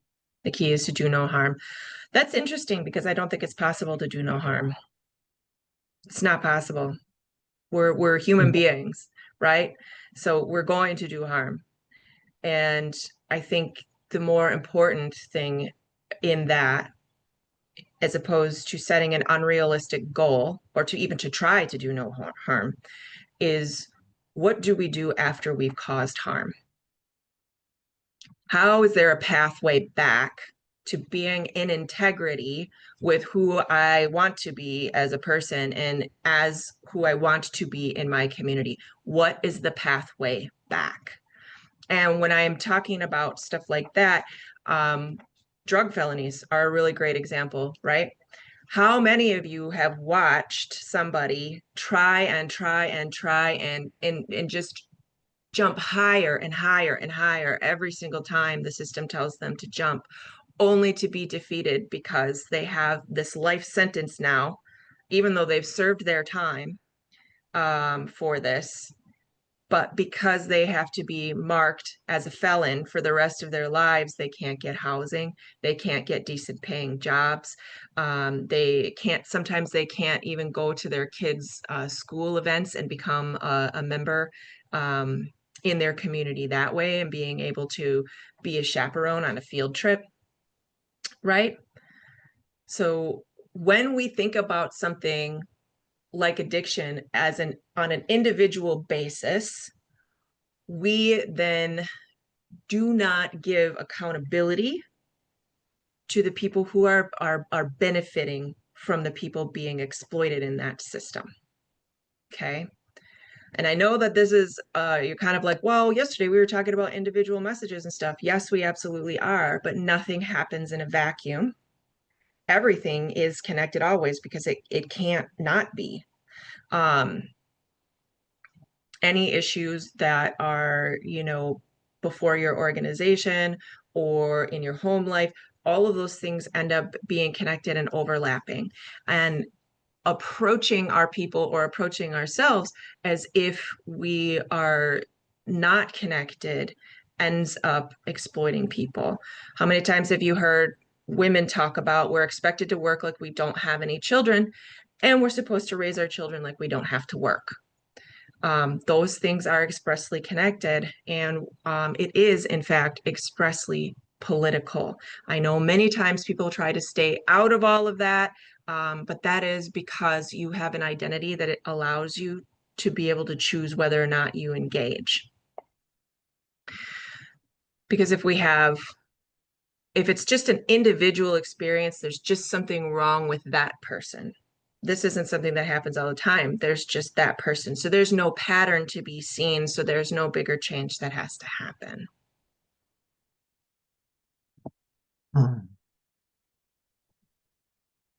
So trauma-informed care requires that we treat just the trauma in the people, but provides very little insight on how we might address the root causes of the trauma in neighborhoods, families, and schools. So I'm going to give you an example. In my early adulthood, I had a really hard time holding down jobs. I could do an interview great. I could do the first couple of months really, really great. But I would always end up quitting before they could fire me. And I could not figure out why. And sometimes I really didn't need to.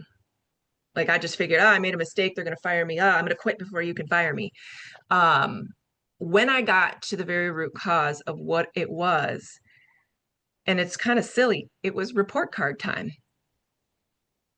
That experience of report card time and having bad report cards because I knew I didn't do my homework. I only took my tests. And knowing that there was going to be consequences for me that were negative every single time. I didn't even know that I was relating those two things together. And then in adulthood, I was, setting myself up for failure, because in a bigger system and in the school system and in report cards and what is expected in our culture, I already knew that I was going to be bad and I was going to be trash and I was going to be punished, right?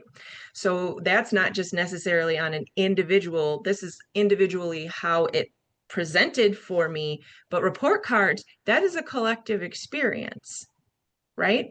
And everybody collectively experiences those things a little bit differently, but we all go through them.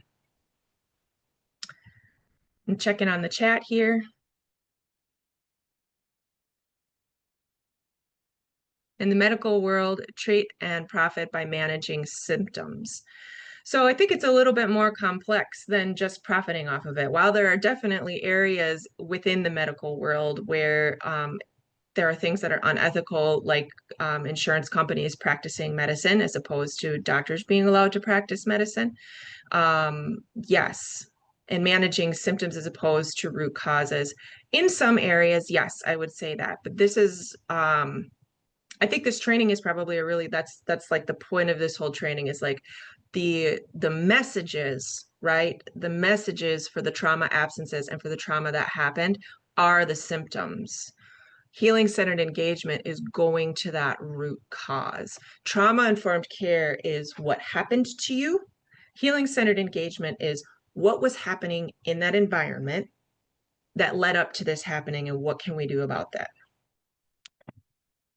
And not doing it through one person's experience. We have to do it through the collective. 988 is a great example. All right. So I got some opinions about 988. And so I might push some buttons here, but I'm going to remember our agreement. I'd invite you to lean in to that instead of trying to shut it down. And I'm open to hearing things about that, right? So 988 recently had put out, there was an article put out about how they were going to have to shut down repeat callers, right? Because they had some people who were just calling all the time. And so 988, the leaders of 988 are all, middle class white women. For the majority of that work nationwide is done by middle class white women. And if you grew up middle class and white and you were a woman, your intersection of oppression was that what you needed in order to get your needs met is to be heard and validated. Because if you were heard and validated by the white men that you have proximity to, then your needs could get met. So that's all we needed, right? We just needed someone to hear, someone to listen to us, and someone to validate us for our mental health and for our experience of, mental health crisis or substance use crisis. That's what we needed. And so we set out then to make sure that that is available to everyone, and 988 is born. However, so all we would need then to be fixed and to be healed is just to be heard. And we'll be able to go on with the rest of our life and keep going and build some things up, because we already have access to a lot of the other resources, so long as we get permission from the person who is in power to be able to do it. That's our intersection of marginalization, right? But it's just one intersection of marginalization. If you have somebody who is continuing to have mental health crises, and we want to look at this from an individualistic, this happens in a vacuum and it's on a case-by-case basis, it makes complete sense to say, well, you've had enough calls now, so you should be better. You should be better by now.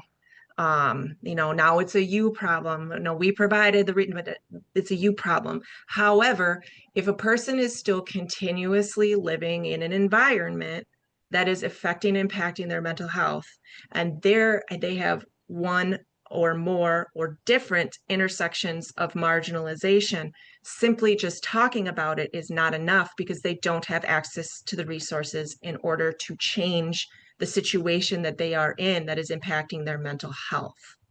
Okay. And as white women doing 988, we missed that. And instead of looking at how we missed that, we decided to shut down another experience and saying, no, you can only have a certain number of calls, as opposed to going, how do we get the needs of this community met?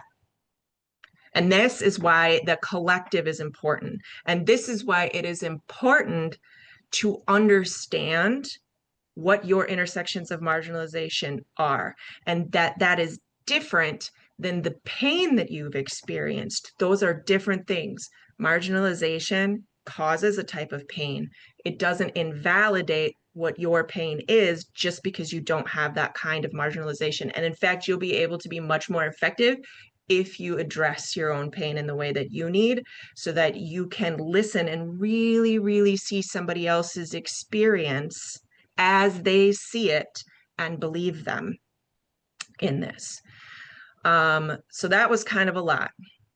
Thoughts, questions? I know it's Friday and the wheels are turning, but I want to make sure that I'm not shutting down any other conversation with this. And feel free to tell me that I'm full of it, because I love it when people do that. It's my favorite. Yeah, Ed. Okay. Wow. This is why I took this session. However, I'm going to differ with you. Okay, let's hear it. Patty, you're talking about white middle America women. Mm-hmm. I am white male, middle America. Mm-hmm. My whole life, I struggled to do two things. One, to be heard, Mm-hmm. and two, validate me Mm-hmm. of who I am. The Yep. same thing that you mentioned for white women. I think there are a lot of male men who are also on that boat ride. Mm-hmm. I'm one of them. And I love what you said about the collective approach, because when I started working in the recovery field, not having had that trauma correctly looked at and addressed, I found myself becoming short with people I work with, because after telling them the same thing 5 times, it got to the point where, hey, are you not listening to me? I'm helping you. I'm trying to help you. When is it your turn to pick up the reins here and help yourself? And I had to do some work on myself with help to make sure that I am being more effective in the recovery field in which I am working. So this was a reminder of where I come from, what I did to make sure that I am more effective in my work today. So thank you for that walk down memory lane. Thanks for that, Ed. Are you open to one minor challenge? Okay, I said in the beginning yesterday, I will be open-minded, so I can't go back on my promise. So yeah. Actually, you can. You can go back. You're allowed to. You can do whatever you No, want. I am going to be open-minded. Go ahead. So in the example that I was using, I was speaking from my own experience and talking about what happens. Well, I did not grow up middle class, but I am a white woman and have been able to move social mobility because I am a white woman. I've been able to move up there, right? Right. I was using this as the section of marginalization that white women experience. And at no point did I say that nobody else experiences that. I was speaking about this lens from this space. And it's something that in white culture that happens. Somebody else speaking about a space where they struggle and are asking for recognition of that, instead of seeing that, the individual will make it about them and their experience instead of hearing somebody else. And that is something that you did a little bit of while we were talking, Ed. So this is good. Thank you for that. And thank you for being very, very brave with this. Because these are the kinds of things that we've got to watch out for and not make the work of not require people of different marginalizations to hold the space and do our emotional labor with us, so that they can work together with you, so that all of us can have less of the things that are harmful to us, right? But the obligation is not on somebody else who has a different intersection of marginalization. And you shared with us yesterday that you are gay, which is an intersection of marginalization, right? But especially for us who only have one intersection of marginalization, we need to be very, very careful to remember that we don't have the monopoly on that. So With you 100%. Thank you. thanks, Ed. I'm going to And read I a couple heard of you. the I heard you the second time, not the first time, and you're absolutely right. I was not listening carefully. good ownership. I love that. This is a great group. I'm going to check up on the chat here. I have something that says, I think we're ready to do the real work to offer real assistance. They're more interested in making, they are more interested in making themselves like they are doing something rather than help the caller. I mean, I'm not going to make up the minds of people who are doing this, but this is the collective experience. Yes. And then Wanda said, all right. Oh, don't worry about it, Wanda. You're all good. All right, David. I'm going to try to practice some active listening here. Okay. I think about other courses that I've taken, and I think about my personal experience, and I'm reminded about these internal biases that we aren't necessarily completely aware of, and this concept of listening to learn versus listening to respond. And what I gathered, um,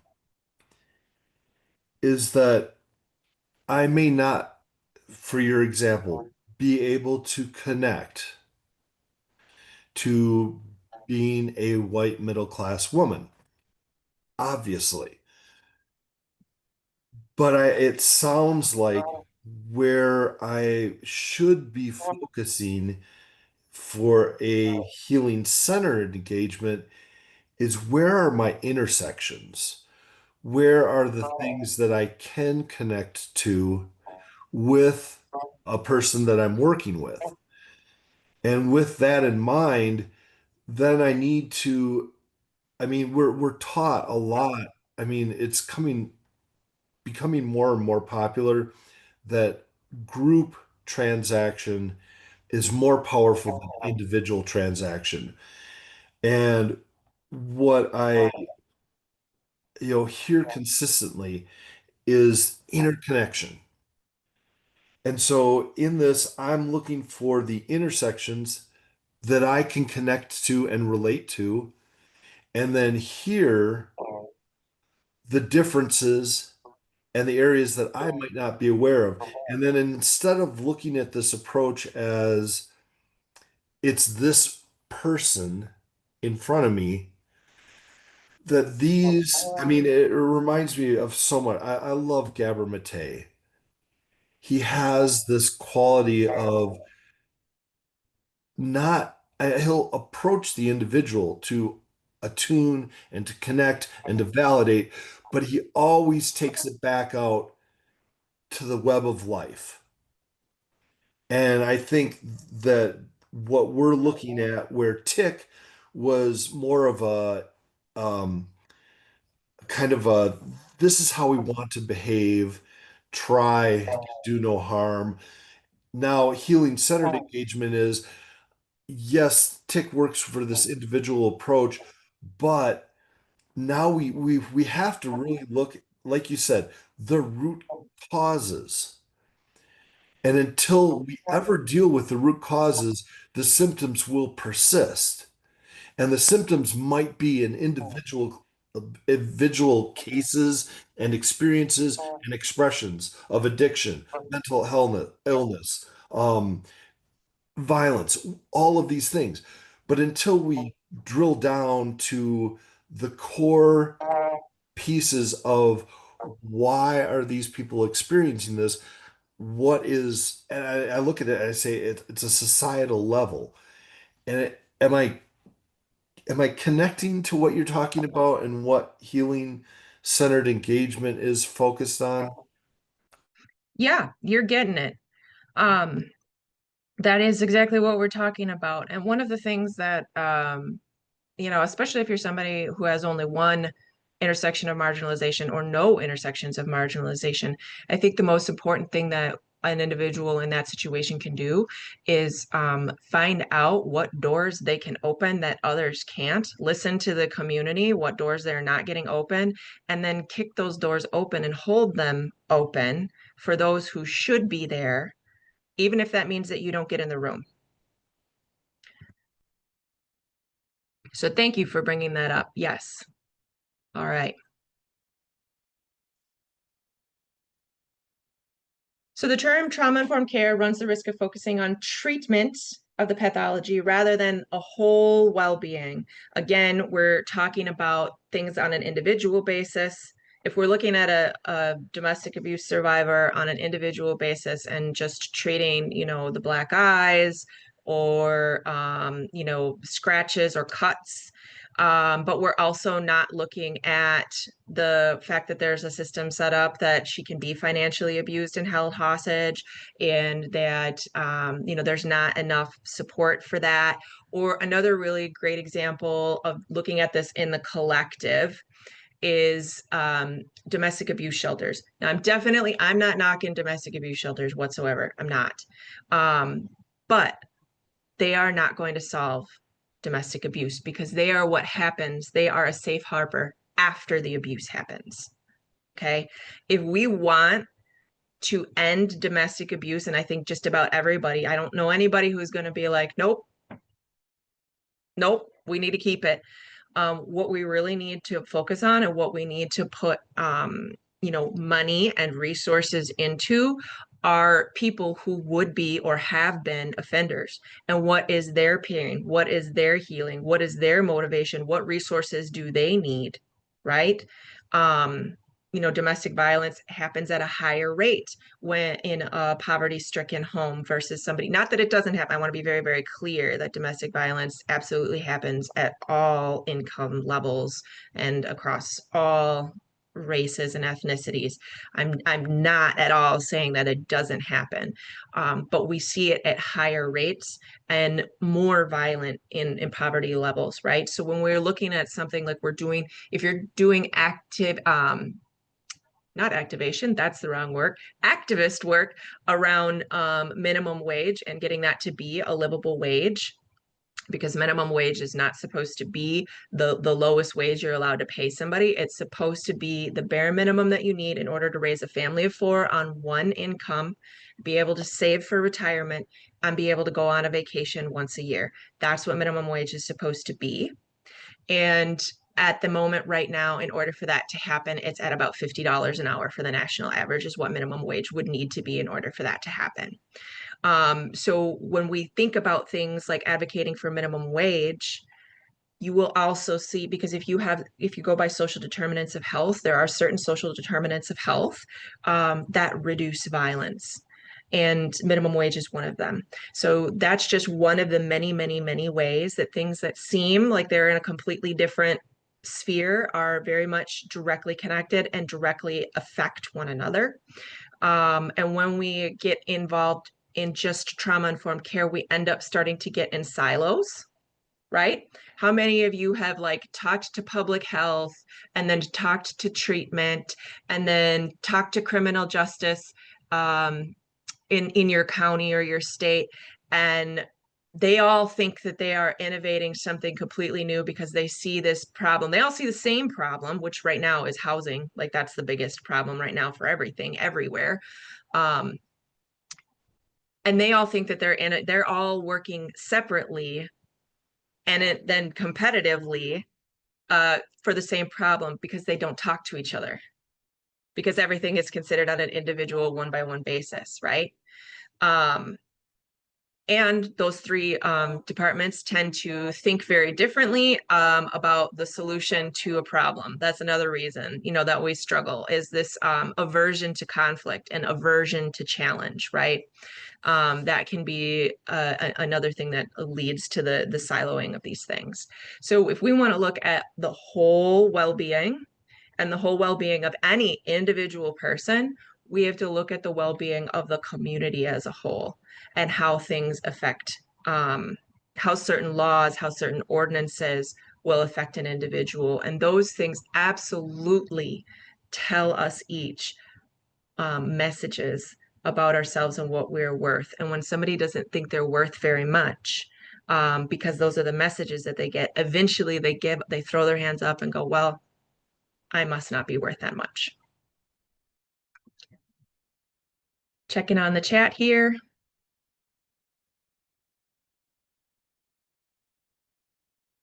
Yes, something like the idea of blind men all describing an elephant. Absolutely. So the absence of disease does not constitute health, and the absence of violence does not constitute peace. School officers, SROs, school resource officers, right? Just because we don't have an actively violent situation happening does not mean there's peace. And schools that have SROs have a much higher rate of student arrests. There's one, for an example, there's a city in Appleton called Neenah, or not in Appleton, sorry. There's in Neenah, Wisconsin. And they are one of the more high-end cities around here. The income brackets tend to be higher there. And their high school has an SRO. In the time that I had a person on my caseload, their child was enrolled in there. They received an email almost every day about a student either being tackled by the SRO. At one time, they had handcuffed a child and then tased a parent because the parent said that they needed to take the handcuffs off and they refused to do so. This is also a predominantly white school, and the only students that were having this sort of treatment were not white. But they had a diversity board, so it was okay. There was no racism happening there. So they had it handled. No disease doesn't constitute health. Just because I don't actively have heart disease does not mean that I'm healthy. I can still lay around and do nothing. And probably, actually, I haven't been working out. Okay, guys, you got it out of me. I haven't been to the gym. I used to play roller derby. I don't know what happened. I just got lost. But that doesn't, I bet if I try to put on skates now, I'd end up be huffing and puffing, right? And the reduction of pathology does not constitute well-being. So with that in mind, like, can you think of any examples in areas where you've worked or you worked with people where, like even harm reduction, we're doing less harm, which is not necessarily a bad thing, but that doesn't mean that everything is good and well-being. So I would like to hear some more thoughts from you. And maybe, if you haven't shared yet, I would love if you would stretch a little bit and share with us what you're thinking.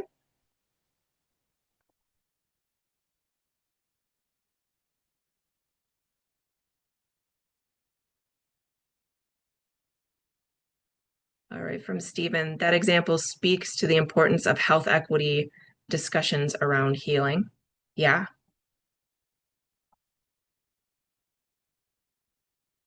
David, what high school did you go to in Appleton? I went to Madison Junior High and I went to Appleton East. Lived on the Kimberly east side of Appleton in the Cardinal Downs area. That's wild because I live within walking distance from Madison and my daughter goes to East. Hi. Well, hello. All right, other I thoughts? graduated in 85. Oh, okay.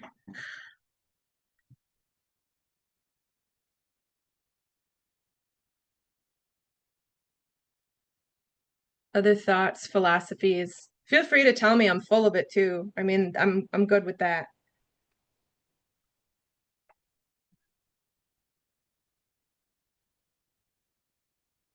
I know, it's Friday, guys. Hang in with me.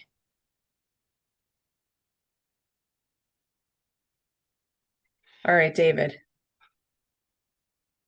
It's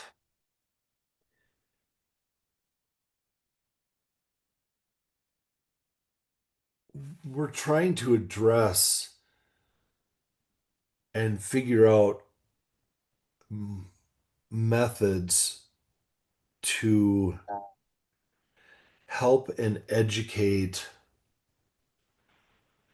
not only providers but organizations and governments. And it's like in the peer recovery level, I spend more time educating psychologists that I am not taking their job. I'm not doing their job and explaining and teaching them to them what the point of peer coaching is. And it falls in the same healing-centered engagement falls into the same category of that.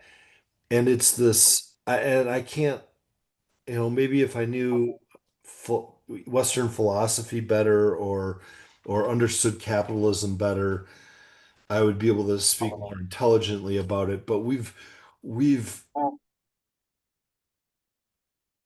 lost these root connections of having smaller tribes of people that connected and were able to bring different things in to work with the whole concept of if I have a healthy tribe member, I have a producing, engaged, and connected person. And so many of these organizations get trapped in this concept of like think about Christianity. The divisions of Christianity over minute details and translations, and yet they can't even get along. And I think this concept of healing centered engagement is helping us understand that this approach that we've built, and I would assume it's probably since modern psychology in the US, probably stemming from the 20s into the 60s, of this idea that it's like prolific in capitalism. It's me, me, me, me, take care of me. And yet I don't understand why my needs aren't being met when we don't even teach that part of our basic needs are this connection and this community, this web of things. And I think healing centered engagement is basically trying to highlight and show that it's not ever an individual thing. It's a systemic issue on how we have allowed society to move and change. And we're just trying to figure out how to fix that. And it looks like the whole point of this is trying to get out of those silos, those echo chambers, and that concept of, we do this thing, everything is fixed. And I guess that's my kind of disjointed um, translation of what I'm. Yeah. Um, so just one thing I really want to just point out and call you in on, David, is that if you're not a member of a First Nations tribe, maybe try using a different term like community member or something like that. And then there's this amazing comment in here from Stephen, and it says, I wonder how that person in the school example seeks community healing and where might their supports be? Yes, bingo, exactly. That is exactly what we're talking about, is being able to heal through community. Yeah, I use the idea of tribe not in any level of First Nation or Indigenous people. I use the word tribe as it's a human thing. We've always been tribes until the modern era, in No, we've about had 2,000 years. different, that's not factually correct. We have had different, depending on where you're coming from. If you're Celtic, you have clans. If you have, a specific tribe in a certain type of the world, that is that. But one of the ways that we sometimes don't mean to cause harm is through erasure of those things, by taking them as our own and then making it our own as opposed to learning what it really is. And when we work with people in tribal nations, that is something that can cause harm because then we're not open to hearing what it really is. So yeah. Healing-centered engagement expands how we think about responses to trauma and offer a more holistic approach, fostering well-being, involving culture, spirituality, civic action, and collective healing. So that was actually a really great example right there, right? That if we're going to have collective healing, we need to understand the other people that are in our collective.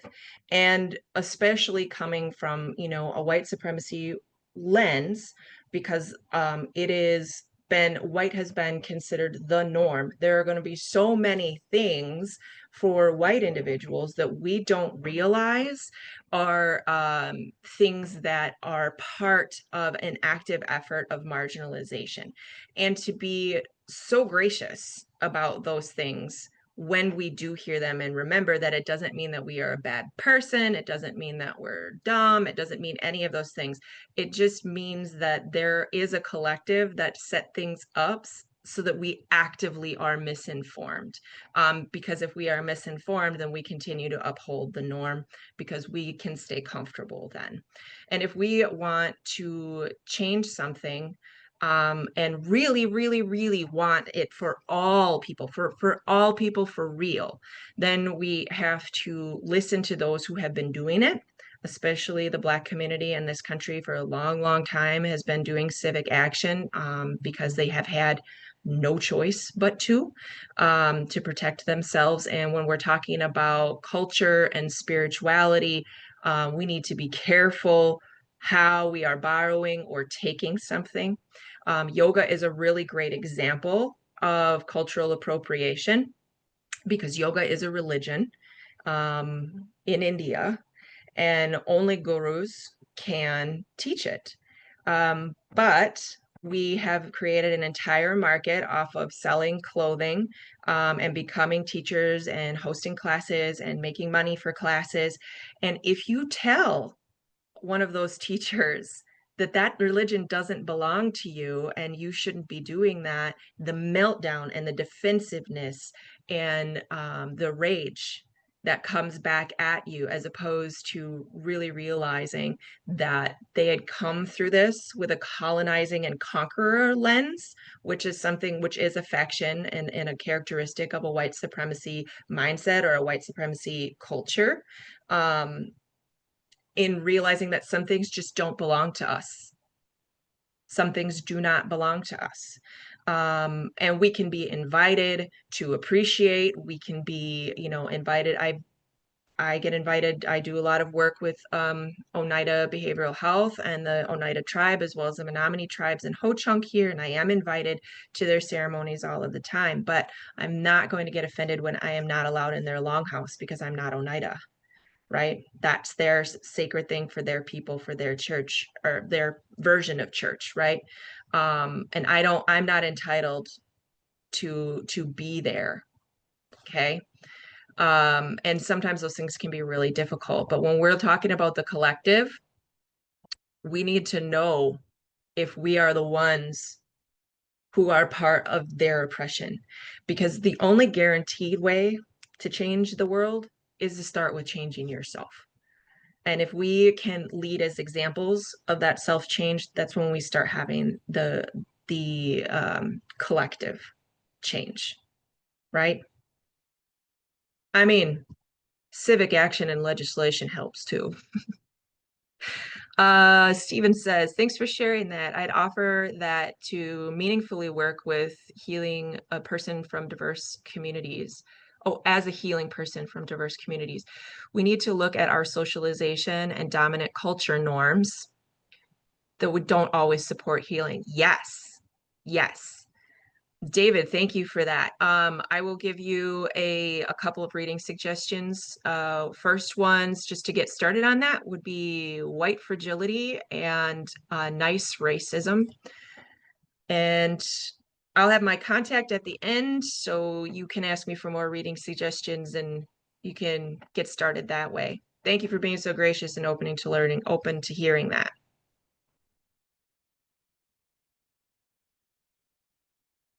A healing-centered approach views trauma not simply as an individual isolated experience, but rather highlights the ways in which trauma and healing are collectively experienced.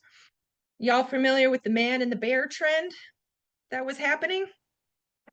It was a TikTok trend, social media trend, where women were asked, would you rather be alone in the woods with a man or a bear?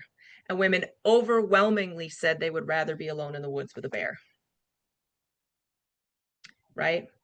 I think we all know a woman who has been assaulted or harassed in some way, but yet somehow we don't know any harassers or rapists. Right? That points to a collective problem. And so the trauma that is experienced in that, and again, I want to be clear that I know that men are also sexually assaulted, generally by other men, okay? Because it's not about sex, it's about domination and control, right? And what do we have in our culture that leads somebody to feel that in order for them to be a real human being, that they have to be dominating another person? Right? In order to be in control, in order to be strong, that can only come from dominating another person, right?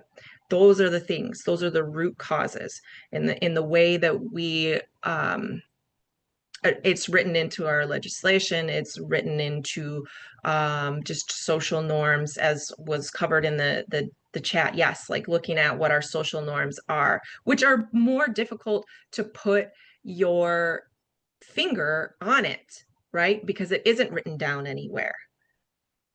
It's more difficult to state it. But I think especially if you're somebody who has some level of privilege, it's important to name it. And then also be prepared that you're going to make mistakes. You're going to put your foot in your mouth. I absolutely have put my foot in my mouth, okay? Very publicly. And it sucked, okay? But if we make a mistake, we're just going to learn from it. And we're going to ask for forgiveness. And we're going to figure out what we need to do to make it right going forward.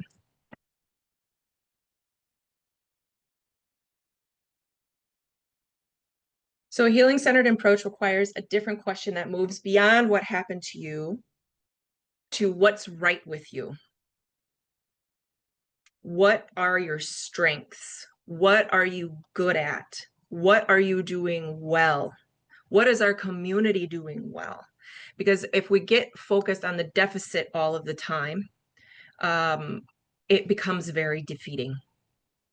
But we want to view those exposed traumas as agents in those exposed to trauma as agents in the creation of their own well-being rather than victims of a traumatic event. Because somebody who is a victim needs to be rescued, needs to be saved, needs to have decisions made for them, right? Their autonomy and their agency is not as much, they need to be saved.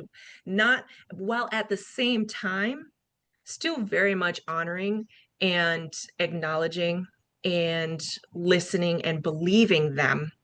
Believing them is so important about the traumatic things that they have been through. But that doesn't mean that they are helpless. The people that are closest to the problem are closest to the solution to that problem. One of the things that I do in our direct service for CPS, there are some systems that we are showing no sign of changing anytime soon. And sometimes you can do a lot of work and a new regime or one new key person comes in and like you lose a lot of that latitude, right? And sometimes when you've got somebody who is entangled up in the systems, like, and the only way out is through, like the only thing that we really can do is just say, look, if you can get through to the other side of this, I'm going to walk alongside you and I'll get you in front of everybody who needs to know what you have to say and what you went through. Everybody who can make a change about these things. I will get you on, speaking gigs where you can get in front of legislators, where you can get in front of county board individuals who need to know what's really happening on the day-to-day in this program that you're going through, because they're only getting the information, from one side. They're only getting the information from one side. And that is another reason why when we start, drifting over into conspiracy theory land or making up what the people in charge really think of things, we cut ourselves off from being able to build a relationship that could change things the way that we want it to.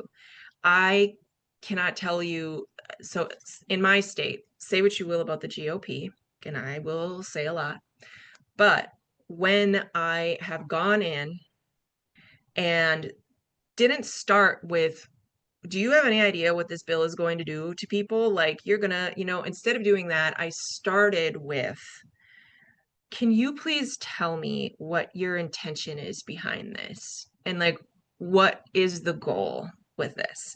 And when they feel heard first, they're more apt to listen to me. And when I approach that this way, and I share my expertise as somebody who's on the ground at that time, how this will change things and what it will play out, I have gotten them to drop bills or change things. And I've even been able to get legislation passed so that, well, for example, getting peer support to be Medicaid reimbursable in our state, which I know Connecticut's had that forever, but like, we're Wisconsin and we're special. And I promise you, David, nothing has changed at all since 1985. I promise, because we do not like change.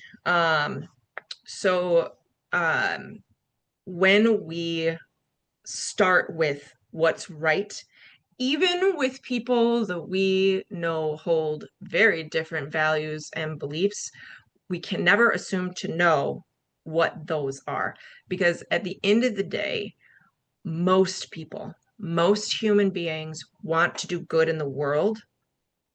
And the harm that they end up causing is because they are misinformed or unwilling to hear how they're misinformed. So when we work with those people, we've got to remember that they are whole people, not just the people that are causing all of this harm.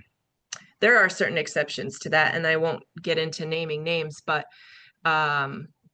overall, when you show up, especially when you want to make a change, the best way is to start with what's right with you, whether it is, somebody that you're trying to help in your client, whether it is you're talking, with your boss and you need a change there, or there needs to be a policy change within the organization that you work with, or you're talking to a county board or state legislatures or even federal legislatures. When we start with what's right with you, this is how we start engagement. And healing cannot happen unless there is engagement. So we got to be careful not to make up what the thoughts are. And even if you're right, then what is the strategy to get the needs met of the community, knowing that this is how this person will operate? What do we do then?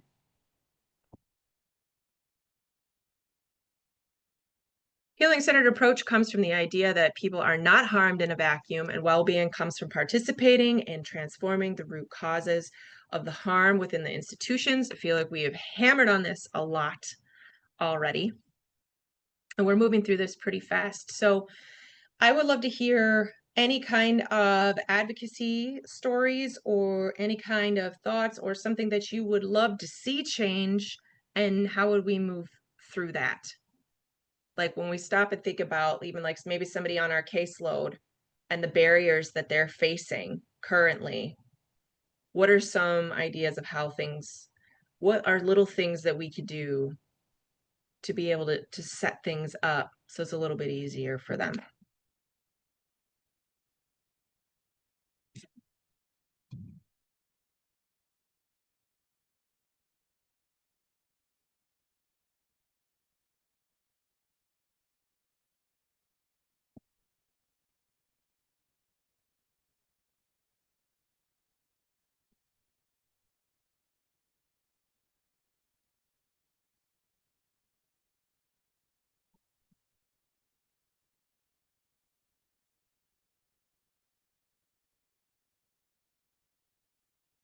Yep, focus on their strengths. Yep, that's I'll clarify. I'm talking more about collective community and policies within organizations and institutions, as opposed to just the individual person right now. Like, what are some of the barriers that you're facing or some of your people are facing? Yeah, Joy.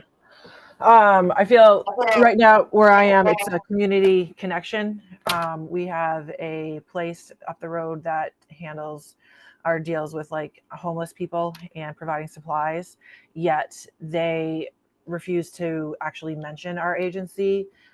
It's literally like pulling teeth. And it's unfortunate because we have a lot of participants who walk through that are experiencing homelessness or potential homelessness and not having that bridge of communication. So it's a lack of community support and willingness. And I think it's what it is a lot of the head people basically they want things done a certain way. They have clashed in the past and now it's brought down to us and we're trying to do what we can. It's making it very frustrating because of course you can only go as far as your boss will allow that to happen. So that's just one example. Yeah, it is. It can be really frustrating when the powers that be are being human out there. Being human all over the place, right? All right, other barriers.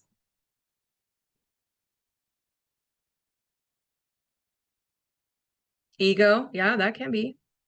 It can be.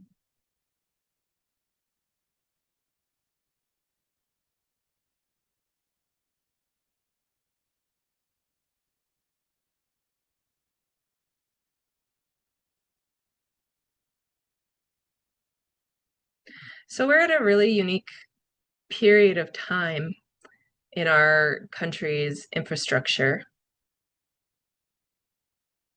How many times have we heard when we start to learn a little bit about how systems work, we should just burn it all down? That's what's happening right now. And my comment on that always has been like, that's great, but what are we going to do for people in the meantime? Because people are going to die if we burn it all down. And while it all does need to be replaced completely, you still have to have a plan, right? So everything is being burned to the ground. SAMHSA is being zeroed out in the budget, and so are most health organizations and grants, right? And one of the things that, any kind of bully wants you to believe is that there's nothing you can do and you don't have any power in that. And that this is how it will always be. But will not always be. It's just this next few years. But what do we do after that? It's all burnt down. It'll all be burnt down. So what does it look like to build it from scratch? And what does it look like to build it so that it helps everyone, like really everyone, right? All right, in the chat I have, it's not really an answer to your question, but we have a mayor that convened a SUDS mental health task force to deal with issues within our community, which has the highest rate of OD and homelessness. While he was well-intentioned, the first thing that struck me when I was invited to be a partner was, things in my way. The first thing that struck me when I was invited to be a partner with this was the absence of the affected community and asking them rather than telling them how to address this issue. Oh my goodness, yes. That does get exhausting. It does get exhausting, yes. And the no decisions about me without me is a really good catchphrase for that. And making sure that there are always people with lived experience on whatever you're talking about at that table, and from a variety of people and variety of community members who have had that experience as well. Yes, that can be exhausting. Also in the chat here, people might not be educated and it's stigma. Yes, I do a whole other training just on that alone. But yes, stigma. And what is the trick question or pop quiz? What's the root of stigma for addiction? Where did that come from? Anybody know? Anybody? I have a gold star for you.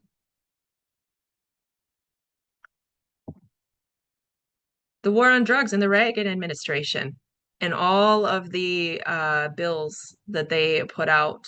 And then it was reinforced by the Clinton administration in doubling down on mandatory minimum sentences. And there were entire smear campaigns. I'm sure, 80s kids here, they remember this is your brain. This is your brain on drugs. And the messages that were targeted at Black mothers that, would say, is it 10 o'clock? Do you know where your kids are? Right?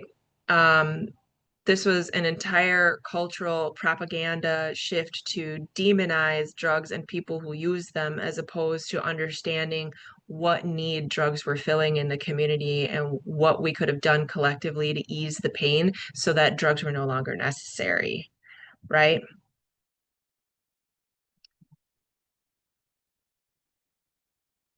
Make sure that I'm getting everything. Oh yeah, dare. Yeah, honestly, I learned what meth smelled like from dare. I wouldn't have known otherwise. Right? Those are great examples of collective action, right? Those are great examples of collective action that did the opposite of healing. But it was targeted violence centers engagement, I guess, if we had to have a opposite of healing centered engagement. Oh yeah, Mothers Against Drunk Drivers. Yep, those two. Yes. Man, we are flying right through this. Guys are sleepy. I get it. I'm also sleepy. But they said that I needed to train, so I got to keep talking. So the 4 key elements of healing-centered engagement is that it is explicitly political rather than clinical. This is about our community. So if we look at what evidence-based practice is and what we talk about, what is the most effective, healing-centered engagement is setting up legislation, rules, laws, and ordinances for the application for those practices to happen the way they are supposed to happen, and that there are meaningful consequences when that's violated, right? So this is the only way that you can really do that is to get political. And I always encourage people, I'm a city alderperson in my city, like there are county boards, there are small places that are not very many hours that you can get involved with your community where you can have some decision-making power to see to it that these things get put into rules, into ordinances, so that there is real consequence for somebody who does something. So for example, one of the things that we dealt with here during Pride was a gay couple's house was vandalized and their pride flag was taken down. And we changed some ordinances around that so that they could absolutely call the police for that. And what we also did as a city is bought them a new flag and had a ceremony and pulled together the community to clean off all of the paint on their house and to fix one of their windows, and we did a press event around it, right? So instead of focusing on the victim and this awful thing that happened, we pulled the community together through a strengths-based way to make that person welcome and know that we care, that they mattered in this community. So this is also culturally grounded and views healing as a restoration of identity. How many of you have heard about Maslow's hierarchy of needs? Yeah. So I'm going to bust your bubble about Maslow. Sorry. Maslow had a theory. He was a scientific psychologist. Maslow had a theory that in order for somebody to become, you know, self-actualized, there needed to be a hierarchy, and the individual needed to be the hierarchy, at the one at the top of the hierarchy, in dominating, you know, the people below them. That this is where self-actualization came from. And, you know, with men being at the top, women and children and other employees, you know, below. This was his theory. So because he was a scientific psychologist, he wanted to go and test this theory cross-culturally, and spent, I think it was 6 months with the Blackfoot Indians. And they taught him about their cultural understanding, where you're born self-actualized. And you get to have shelter and food and care just because you're here. And what he was shocked to find is that the children were talked to as equals, and had equal agency as any other person there. And his theory is that, you know, if you don't have that dominating hierarchy, then things will fall into chaos. But he found none of that there among the Blackfoot Indians. And he then took this piece of their culture, made it and changed it all to his own worldview, and then you got his pyramid and his hierarchy of need, because he was unwilling to accept that his theory was just trash and it couldn't be proven cross-culturally, and so that he would have had to go back to the drawing board. But rather than do that, he just took somebody else's culture, turned it into the thing, and now it is part of our regular culture. So this is one of those things that I talk about when I say, like, we, you know, as white people tend to be blind to this, because that's very intentional, because we've made it the norm. So if we don't see something, if we are ignorant about something, it doesn't mean anything about us as people. It just means that we were brought up in a society that did that on purpose, and we're learning more now. If we just make a mistake, we're learning more. So when somebody is harmed is the only time that there needs to be the actualization and the restoration of an identity. You never have to earn an identity. You never have to seek one. You were born with it. You get to have everything that you deserve just because you're a person and just because you're here. So the next element is it's asset driven and focuses on well-being that we want, rather than suppressing symptoms of what we don't want. Okay. So every single behavior meets a need, no matter how maladaptive it is. It is meeting a need. And one of the things that we see in 12-step, right, is that we're talking about character defects and shortcomings, you know, and the solution that is presented in 12-step is that you pray harder and you work your steps and you pray harder. But what that can end up doing is that we're just going to not act out on that, even though I have this impulse to do it. And it creates this friction within a person, right? But what if we address what is the need, as opposed to this is something that is defective about you, this is something that is wrong with you, and you need to just not do that. When we look at what is the need that it is serving, and we find another way to get that need met, that maladaptive behavior drops off all on its own, without any struggle, without any work, without any harm to the person who is experiencing this defective character. When we focus on the need and get the need met, people will work better in community, right? And then the last key element is that it supports providers with their own healing. How many of you in the mental health world or in the substance use world have to work like you also don't have a substance use disorder, or you also don't have mental health needs? Yeah. Yeah. Again, it's that idea, our cultural idea of that there needs to be hierarchy. And now that you have moved up in a role of a hierarchy, you shouldn't need those things anymore. You're fixed, right?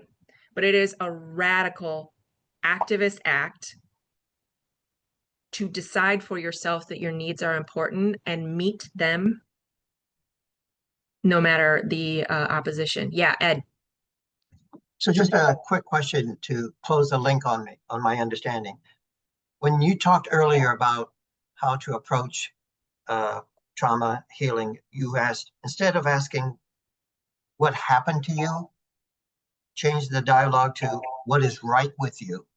Is that Yeah. what we're saying with the 12-step example? Instead of looking at the character defects, focus on what they can do in a positive way. What are their attributes? What are their virtues? What are their skills? Got Yeah, it. exactly. You I'm, got ma- it. I'm making the connection. I love that. I love it when they get it. Yes. Awesome. Oh, I'm missing the chat here. Let me check.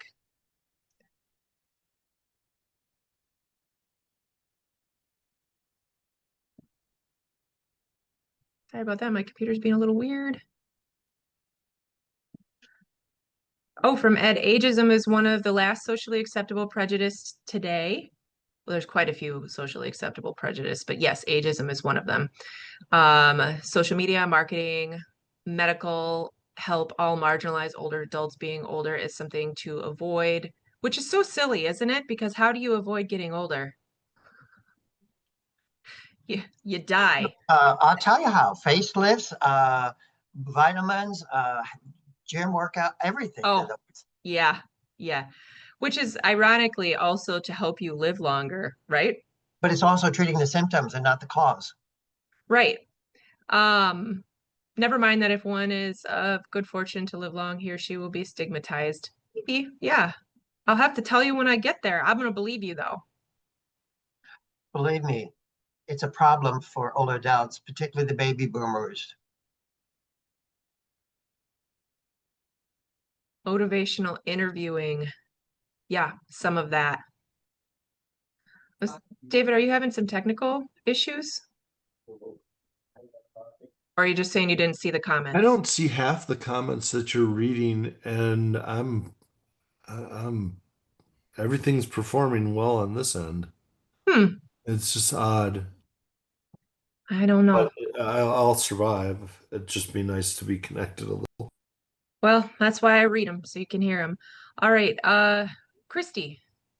Yeah, I put motivational interviewing in the chat. I mean I am a peer worker over here at the Turning Point of Shenango County, and that's what we use here with our peers actually. Like we don't stigmatize at all. We don't use any judgment here, or this is a safe haven for people to go for those in either active addiction or in early recovery, or even those in long-term recovery. It's just a safe place for people to go. And me as a peer, I am in recovery. I'm in 4 years recovery, and basically, I am someone that anyone could come in and talk to, basically, because I've been through it. I have a lot of lived experience. I've been through all the programs, rehabs, jails, prisons, I've been there. So basically, like I was saying, we use our form of motivational interviewing to, get through to our peers.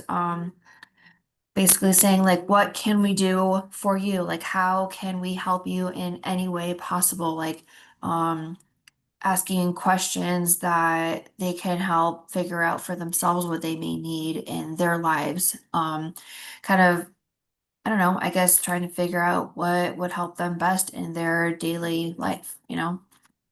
Yeah, yeah. Peer work, I think, is like all of the pillars of what is peer work definitely aligns with healing-centered engagement. But sometimes in the peer work, when you're on the ground level like that, when you're serving people, like sometimes you don't get to see the like 1,000-foot view from the top. And I think it's really important to be able to see some of that as a person who's doing it on the bottom, because if you don't, it can start to seem, like when you start hearing the same things from people, it's almost like they sound like a little paranoid, or they, you know, like the way they kind of get gaslit, like even with POs, they're like, oh, okay, you're having a problem with everybody, but you're the common denominator in all of this. So you know, so-and-so else is not having a problem, right? But when you can see that 1,000-foot view and you've been in those rooms and you've been in those conversations, to see how they really have been being, you know, mistreated or something along those lines. And then I think, at least for me, I'll never forget the first time I was in a social worker meeting, and you know, I was there as their token person with lived experience in the system, and we were supposed to split off and do some sort of activity, and the two social workers in my group, like they looked at each other and they're like, "Whoa, I don't know," and they looked at me and they went, "What do you think?" And I was like, "Me? Like you?" And I remember thinking, "Oh my gosh, I have fooled them into thinking that I'm one of their own." But it gave me the opportunity to see myself differently too. But then also being able to see those closed door conversations and where things really are actively set up intentionally to continue hurting people. And as peers, when we can speak to that and validate that for them, and then be able to see where's the accountability for that person and how can we, you know, advocate for that person. I think that's the key piece of the healing centered engagement for peers, is like knowing what the system is that they're working within. Because if that caseworker, if that social worker, if that PO is doing something that is violating them and harming them, like how can we, on the side that we're on, make sure that person gets held accountable to set up our people for success. All right. I'm so glad that I got like some discussion out of you guys. I think we might end up still ending early because I could tell I'm sleepy too. I am. So again, it is express explicitly political rather than clinical.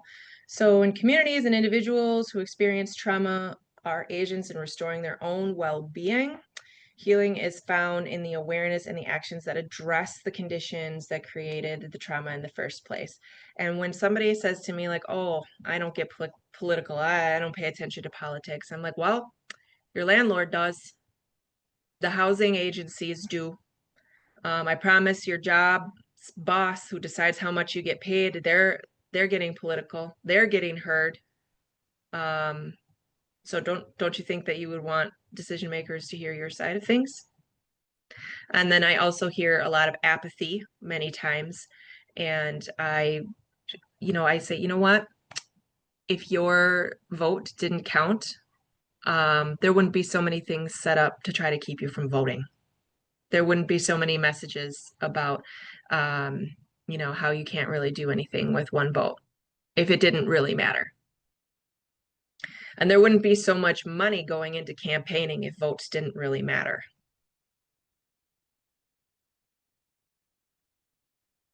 So again, people being able to have any kind of ability to advocate for themselves and have any kind of control over the outcome of their situation gets them more engaged. And the more people that we continue to engage and help them see how all of these chains of events have led up to them, and that no, it is not just you suck and that's why you're here. There's a lot more going on that we never even see. Like, and sometimes that's really, really hard to even hear as a concept, when we're in the middle of it as a person. I mean, I'm just spicy. So whenever I got policy packets from any of the placements that I was put in foster care or juvenile justice, like I read every word, man, because I knew I was on my own and wasn't nobody else advocating for me. So I had to. So, and it's culturally grounded. We want to remember that culture offers a shared experience, community, and a sense of belonging, and multiple cultures. And we want to remember that we are honoring those and making them feel welcome. For example, we're not going to expect those communities to come to us and start building a relationship. Like, we have to go to them, and we need to come to them with some humility and some ability to manage our own emotions when we may have made a mistake or are confronted about a mistake, because it's not on them to confront us in a way that makes it feel good. You know, sometimes it hurts and it sucks, but that's not a reason to quit. And we want to make sure that healing is then experienced collectively. And in order to do that, we can't separate the individuals from their culture, right? Including learning our own. I could tell you that I could probably write a whole other training on my journey of like learning about my ancestry and decolonizing my own culture and my own lineage from where I come from. It's shaped by shared identities such as race, gender, and sexual orientation. And healing centered engagement is a result of building healthy identity and a sense of belonging. The belonging piece is so important. It's so important. And remember that we still just show up as all of ourselves, or we can't experience belonging. The moment that we start to change yourself to belong somewhere, you will never belong anywhere. But as soon as you belong, when you realize that you belong everywhere you go, everywhere you show up, you belong there. It's such a freeing, it's a freeing experience. It's a freeing realization. So if nobody's told you yet, you belong everywhere you go. You have just as much right to be there as anybody else. So asset driven, we want to focus on the well-being that we want rather than the things that we don't want. We can only build what we focus on, right? And you have to first imagine and see yourself, or somebody has to first imagine and be able to see themselves going there. So rather than saying like, I don't want a low paying job, I don't want to deal with this, what do you want instead? What do they want instead? And how do we get there? Right? Yeah, barriers, sure, fine. But what do you want? What is the prize? How are we going to get there? We'll deal with the barriers as they come, but they're not a reason to shut it down before you even start. I can't tell you how frustrating that is in so many advocate meetings, so many freaking advocate meetings. I think it might be unintentional. Or somebody might just have a need to be helpless in a situation. I'm not sure. But when you've shown up to a meeting and you're like, this is the thing that we need housing for people, right? You can't foster wellness when you're sleeping on the street or couch surfing and you don't have any permanency. And we're like, okay, we're going to get housing for everybody. How are we going to do that? And then all of the responses in the room are just about why you can't do that and why it won't happen and why, who's in the way and like, who's the problem, blah, blah, blah, as opposed to focusing on like, how are we going to get this done? What's our plan? What are the solutions? And then you'll have like one person or two people who like, here's some solutions, and then you've got a bunch of people that'll just shoot it down as to why you can't do that. Nothing gets me more frustrated in meetings than that. So in healing centered engagement is a focus on like where we are going. This is what we're doing. We might have to change it along the way, but we're not gonna make it quit before it ever even starts. Seeing some things in the chat here.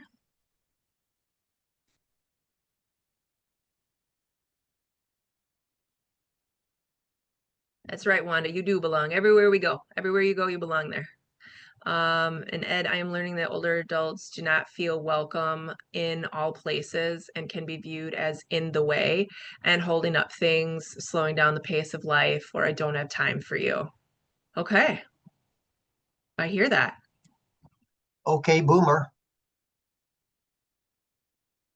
Okay, boomer? Okay, boomer. That was me.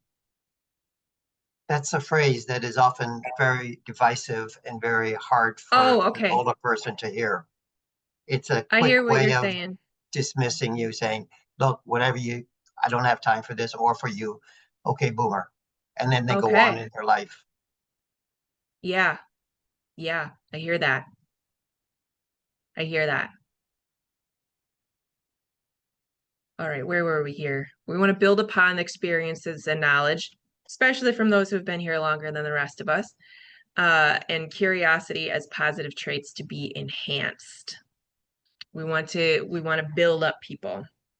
And when we're showing up to this, in any area of the work, no matter what community we're showing up for, we also have to be open to the possibility that things have changed or we don't have the same information that we had before.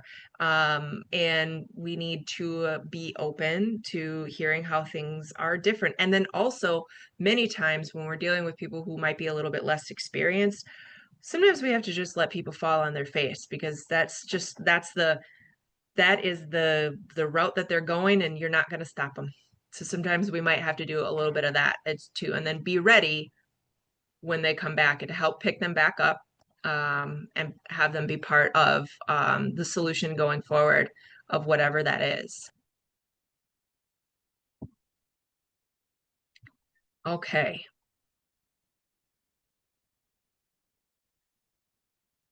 So supports providers with their own healing. Healing is an ongoing process and needed.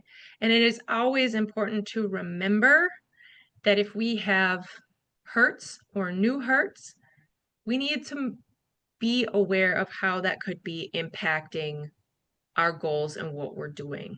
So many times, so for example, I don't work with youth ever.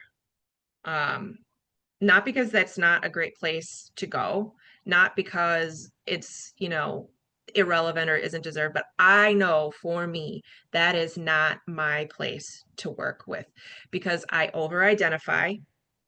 I get super protective. I have a tendency to accidentally treat them the way I treated myself at that age. And there's still some healing to do there for me, because I experienced prison, through my juvenile years and foster care through my youth. So I have learned that that is not where I need to be. Working with the adults so the adults can be there for the youth, that's where my youth work is, because those kids want their parents more than they want me anyway. I don't care what kids tell you, that's all they want. I mean, even when you're 40, still, that's all you want is your parents' approval and support, right? And to be who you need them to be that safe person. So my solution to that issue in my work, my work life, is that isn't where I should be, because that's where my hurt is. There are lots of other people who are out there to do that. And the work that I can do, where I can stay in my adult self, where I can stay, open to learning, where my activation and my triggers are not going to come out and end up causing more harm on people, is with working with the adults. So remembering that, I still have needs. I still go to therapy every single week. I still have my support people that are separate from work. I continue to have a really great relationship with my business partner and husband, who's really supportive. And I make sure that, my needs are met. And if I am not good, or if I am feeling something in my gut about a situation, like I will talk to somebody and ask for help and be like, hey, I need you to watch this for me, or you know what, I just can't do this one. I think I really need you to go for me, right? And we want to, one of the other things we wanted, the supports and the well-being of a provider also is a critical factor in supporting people's well-being. So peer support blew up in a continuous, not in a continuous, you guys, I'm tired and I'm talking a lot, so please interrupt me at any time. Peer support blew up in a pretty quick fashion, right? And it got thrown into everything. They're squirting peers into every lane over here, everywhere, right? But what ends up happening is they'll just do one. They'll just do one peer in a clinical setting, or one peer in a criminal justice setting, or one peer in public health, or wherever, right? So then, to David's point earlier, that one person is on an island by themselves, constantly trying to explain what their job is and what it isn't. And that can be really exhausting and draining. So whenever I am working with an agency and providing TA for them to set up their peer support services, I just say, you know what? Peers are like kittens. You got to get 2 of them at least. They need a buddy. If you want to be able to take good care of them, you want this program to succeed, at a minimum, you're going to need 2 positions, and you're going to need to pay them more than $40,000 a year. If you really want this to work, you're going to need to pay them what they need to live. Checking on the chat here.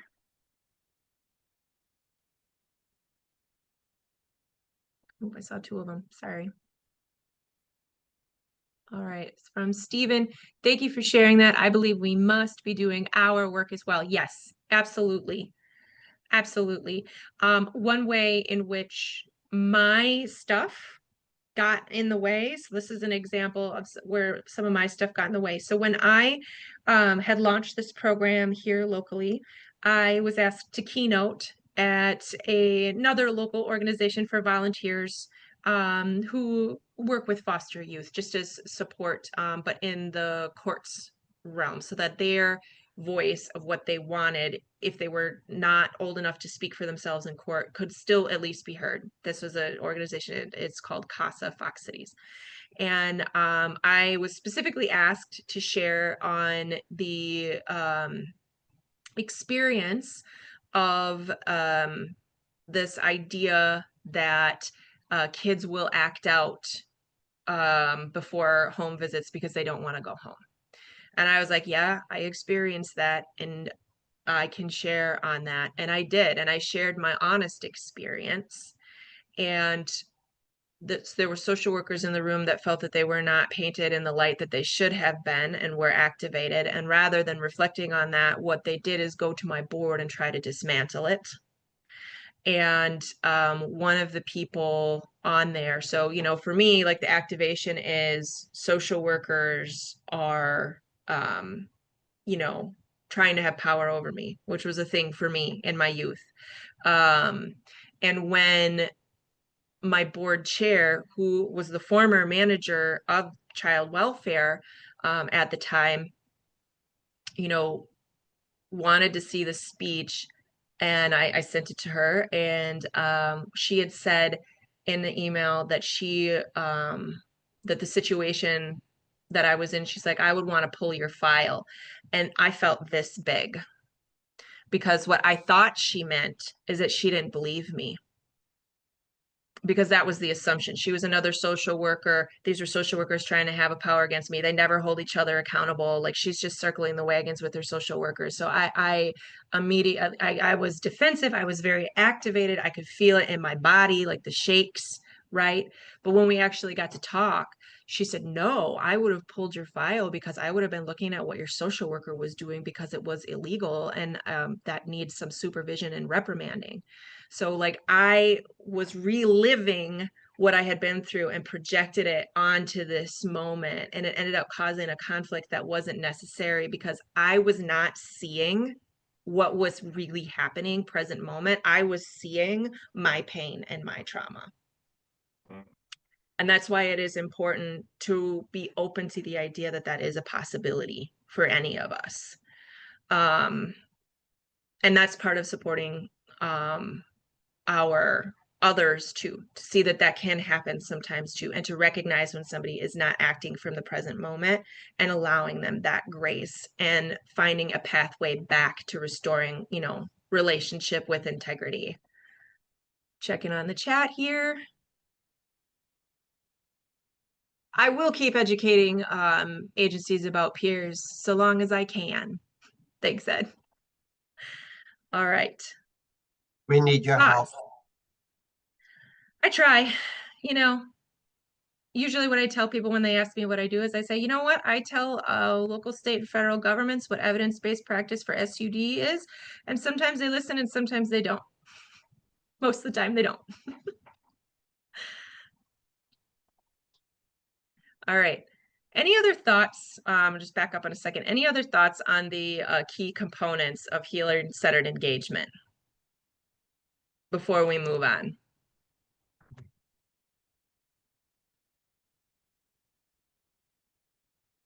All right. You guys have been very active in the key term, appreciative inquiry. Appreciative inquiry asks people to explore strengths and successes that already exist, both internally and externally. Like you just are, just like the Blackfoot hierarchy of need, like you are, you just are. What is already working? And this can be really hard when we're working, you know, with other peers or our clients, right? To see any strengths in themselves. So sometimes I'll like float a couple and see if they fit, right? But sometimes the positive things, especially when they're coming from another person, can kind of almost feel like those compliments that kind of feel like an outfit that doesn't fit, you know? So we might need to keep in mind that we're not truly seeing the person as they see themselves. And just always be open to that a possibility, but asking what is going right with you. The positive approach leads to an extraordinary performance by reinforcing their relationships, their culture, creating common vision and direction, promoting learning and innovation, and energizing collective action. So I know there was a question of like, how do I address my own ignorance? This is how you do it. And giving yourself the grace and self-forgiveness, and tell yourself like it's okay that you don't know everything. And it could be really, really beautiful and expansive when we are open to this. I mean, you end up learning things or seeing things that you didn't before. So so for example, my trauma response to things, and my tendency is to like be an island. Like I don't need nothing from nobody. I've always been the only one that I can count on to get stuff done. So I'm going to do it by myself, and I'm not going to deal with anybody else and their opinions and what they think they should be doing or how they're going to do it. And no, I'm just going to do it myself. Right. And that would end up translating in the way that I did peer work. And not that it was completely useless. Like it was quite helpful and empowering for some people to develop those skills of independence, even though mine might be described as hyper independence. I'm a work in progress too. But I had another coach that came to work for me in my organization, and she has the exact opposite. She's the exact opposite. You know, when she is really, really triggered, like she won't make any of her decisions. She wants other people to make decisions for her. She will reach out to people constantly. Like she'll be going with them. She'll just do whatever they kind of say to do, right? And her trauma response is just to grab more people and to you know, get more people around her. And what was really amazing to see in her coaching style is the way in which she was able to get, you know, the person that came to us that we were coaching, but how she was able to get that person's family to rally around that person, which did so much more for them than I ever could, like as a coach and as hyper independent, right? Like having their family members understand that they are not in a position that needs punishment, but they might be in a position that actually needs some protection and support. And then the way that she would coach also those family members and make sure those family members had their needs met too, so they could show up for this person. And if I had been just certain like this is the way that we do things and you're doing it wrong, and hadn't used some appreciative inquiry with us, I would have missed that. And it's been a huge asset for the success of all the people who are, you know, utilizing our program. So we want to make sure both internally and externally, we are looking at what successes already exist. And remember, like if you did this, you can definitely do this. And when we're talking to people who are in decision making, you can just say, look, hey, these are the things that are going right. This is the stuff that I think that you're doing really well. And if we can do this, then I have no doubt in my mind that we can get this thing accomplished. This is a way that you can rally people more and you have your community more than that traditional, you know, holding signs and picketing and kicking down doors and burning it all down. Like when we are able to connect with people, we are able to truly make change.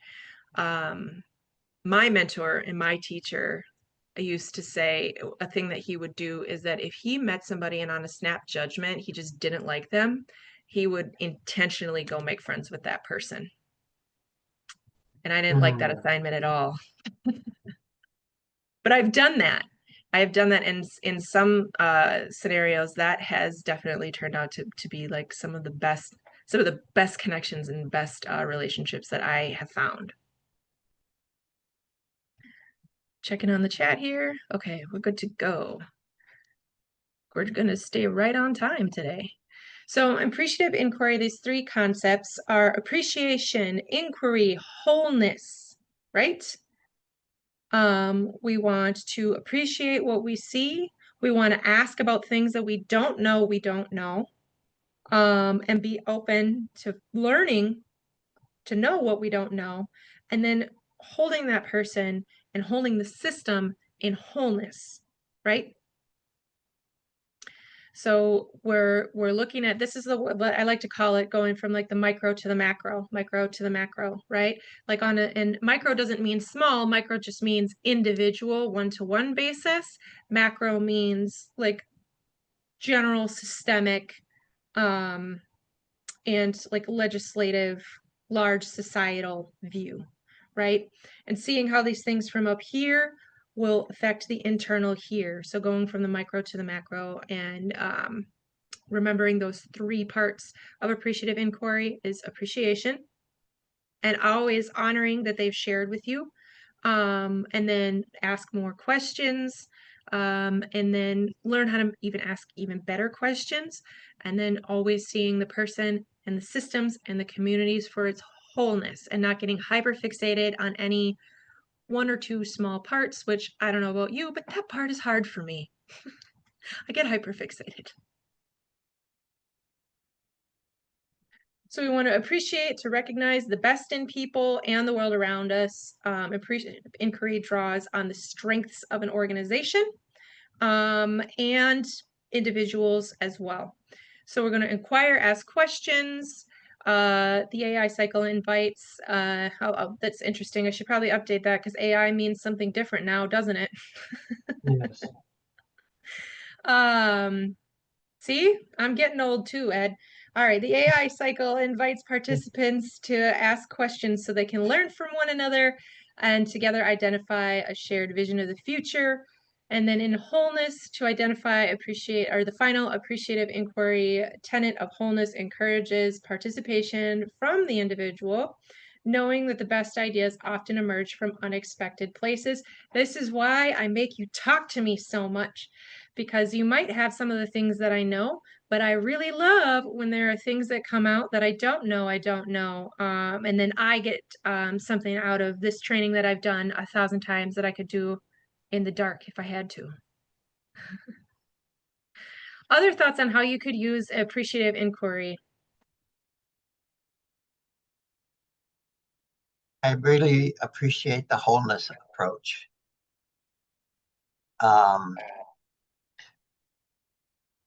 I think there are experiences that older people have that I have not yet experienced. And when I inquire about some of those experiences and some of those challenges and some of those traumas, I become more well informed how to approach and how I might look at those when they do appear in my life. Yeah. There's Awesome. That's very quickly, very there's a 30-year span very quickly between my oldest sister, who is going to turn 96. I turned 73, and then I have a younger brother, 6 years. Whenever we talk, we always laugh. We have our private joke among the two of us. We'll be in our late 80s, and it'll still be the two kids that don't know anything yet. But Isn't that always how it goes? Yes, pretty much. But I so much appreciate my older siblings in our conversations because they have shown me my parents in a totally different time frame, different age group, etc., than when we were growing up. My fullness appreciation of my parents were revealed through my older siblings. And it also tells me if we take a wholeness approach, we learn so much more about the situation than we could imagine. Yeah, Absolutely. Thanks for that. Other thoughts? All right, we're nearing the end, guys. Hang in there with me. 4 domains: discovery, dream, design, and destiny. So we explore the best of what is, identifying the organization's strengths and sources of capital and vitality. So again, with that inquiry, we're looking to discover. To dream, we want to envision a future we really want, the future where we are fully engaged and successful around in the core purpose of your strategies and objections. Again, being able to see where you want to go and not shutting it down before you even get started, because there might be something hard or there might be barriers.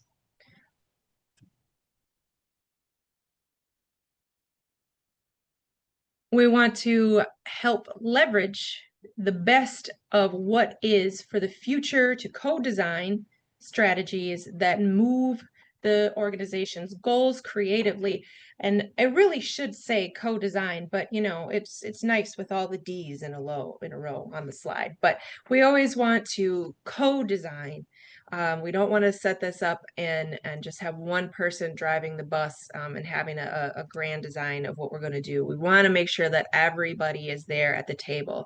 And if you're at a position within an organization where you can't do that on behalf of the organization, that doesn't mean that you can't do it as a community member and show up to those meetings and work on relationships within organizations to come up with like what is the ultimate collaboration and how can we get past the conflict? How can we get past that and to build something? Because ultimately, I think we have a common goal. And then last but certainly not least, destiny. We put strategies into actions, but revising when necessary. We want to make sure that we don't get too attached to that outcome, but you know, again, destiny, it's the D words, having those all there. I don't think destiny has to be pre-written in stone. I think we all get to decide what that is, and we get to change what we're here to do at any time. And we don't have to stick to something just because we thought it was our destiny. We want to make sure that we're moving forward so that, you know, when the things come up that we didn't know, we can adapt for that. And in the terms of the peer participatory process, we want the communities and organizations where the peer process is in place. Again, we talked about this, where we want to have people lived experience. I think it was Stephen that said, you know, they had set up this whole event and they weren't talking to anybody who had that specific lived experience. They were just talking about how they're going to solve that problem. But if you don't know what the real problem is, you can't solve it. And then it just becomes a self-congratulatory thing where they pat themselves on the back. But peers should be in the room and a collection of diverse collection from all walks of life and all different intersections of peers being in the room where these decisions are being made. And not just there to be heard, but to have real collaboration and decision-making power on these things, not just advise in an advisory capacity. We all know who peers are, so we've got that. So at the end of today, I thank you so much for being a part of this training with me today. I really appreciated all of the dialogue and the openness to challenges and the raw and vulnerable sharing for the last 2 days. It's been a joy to have you all here with me today.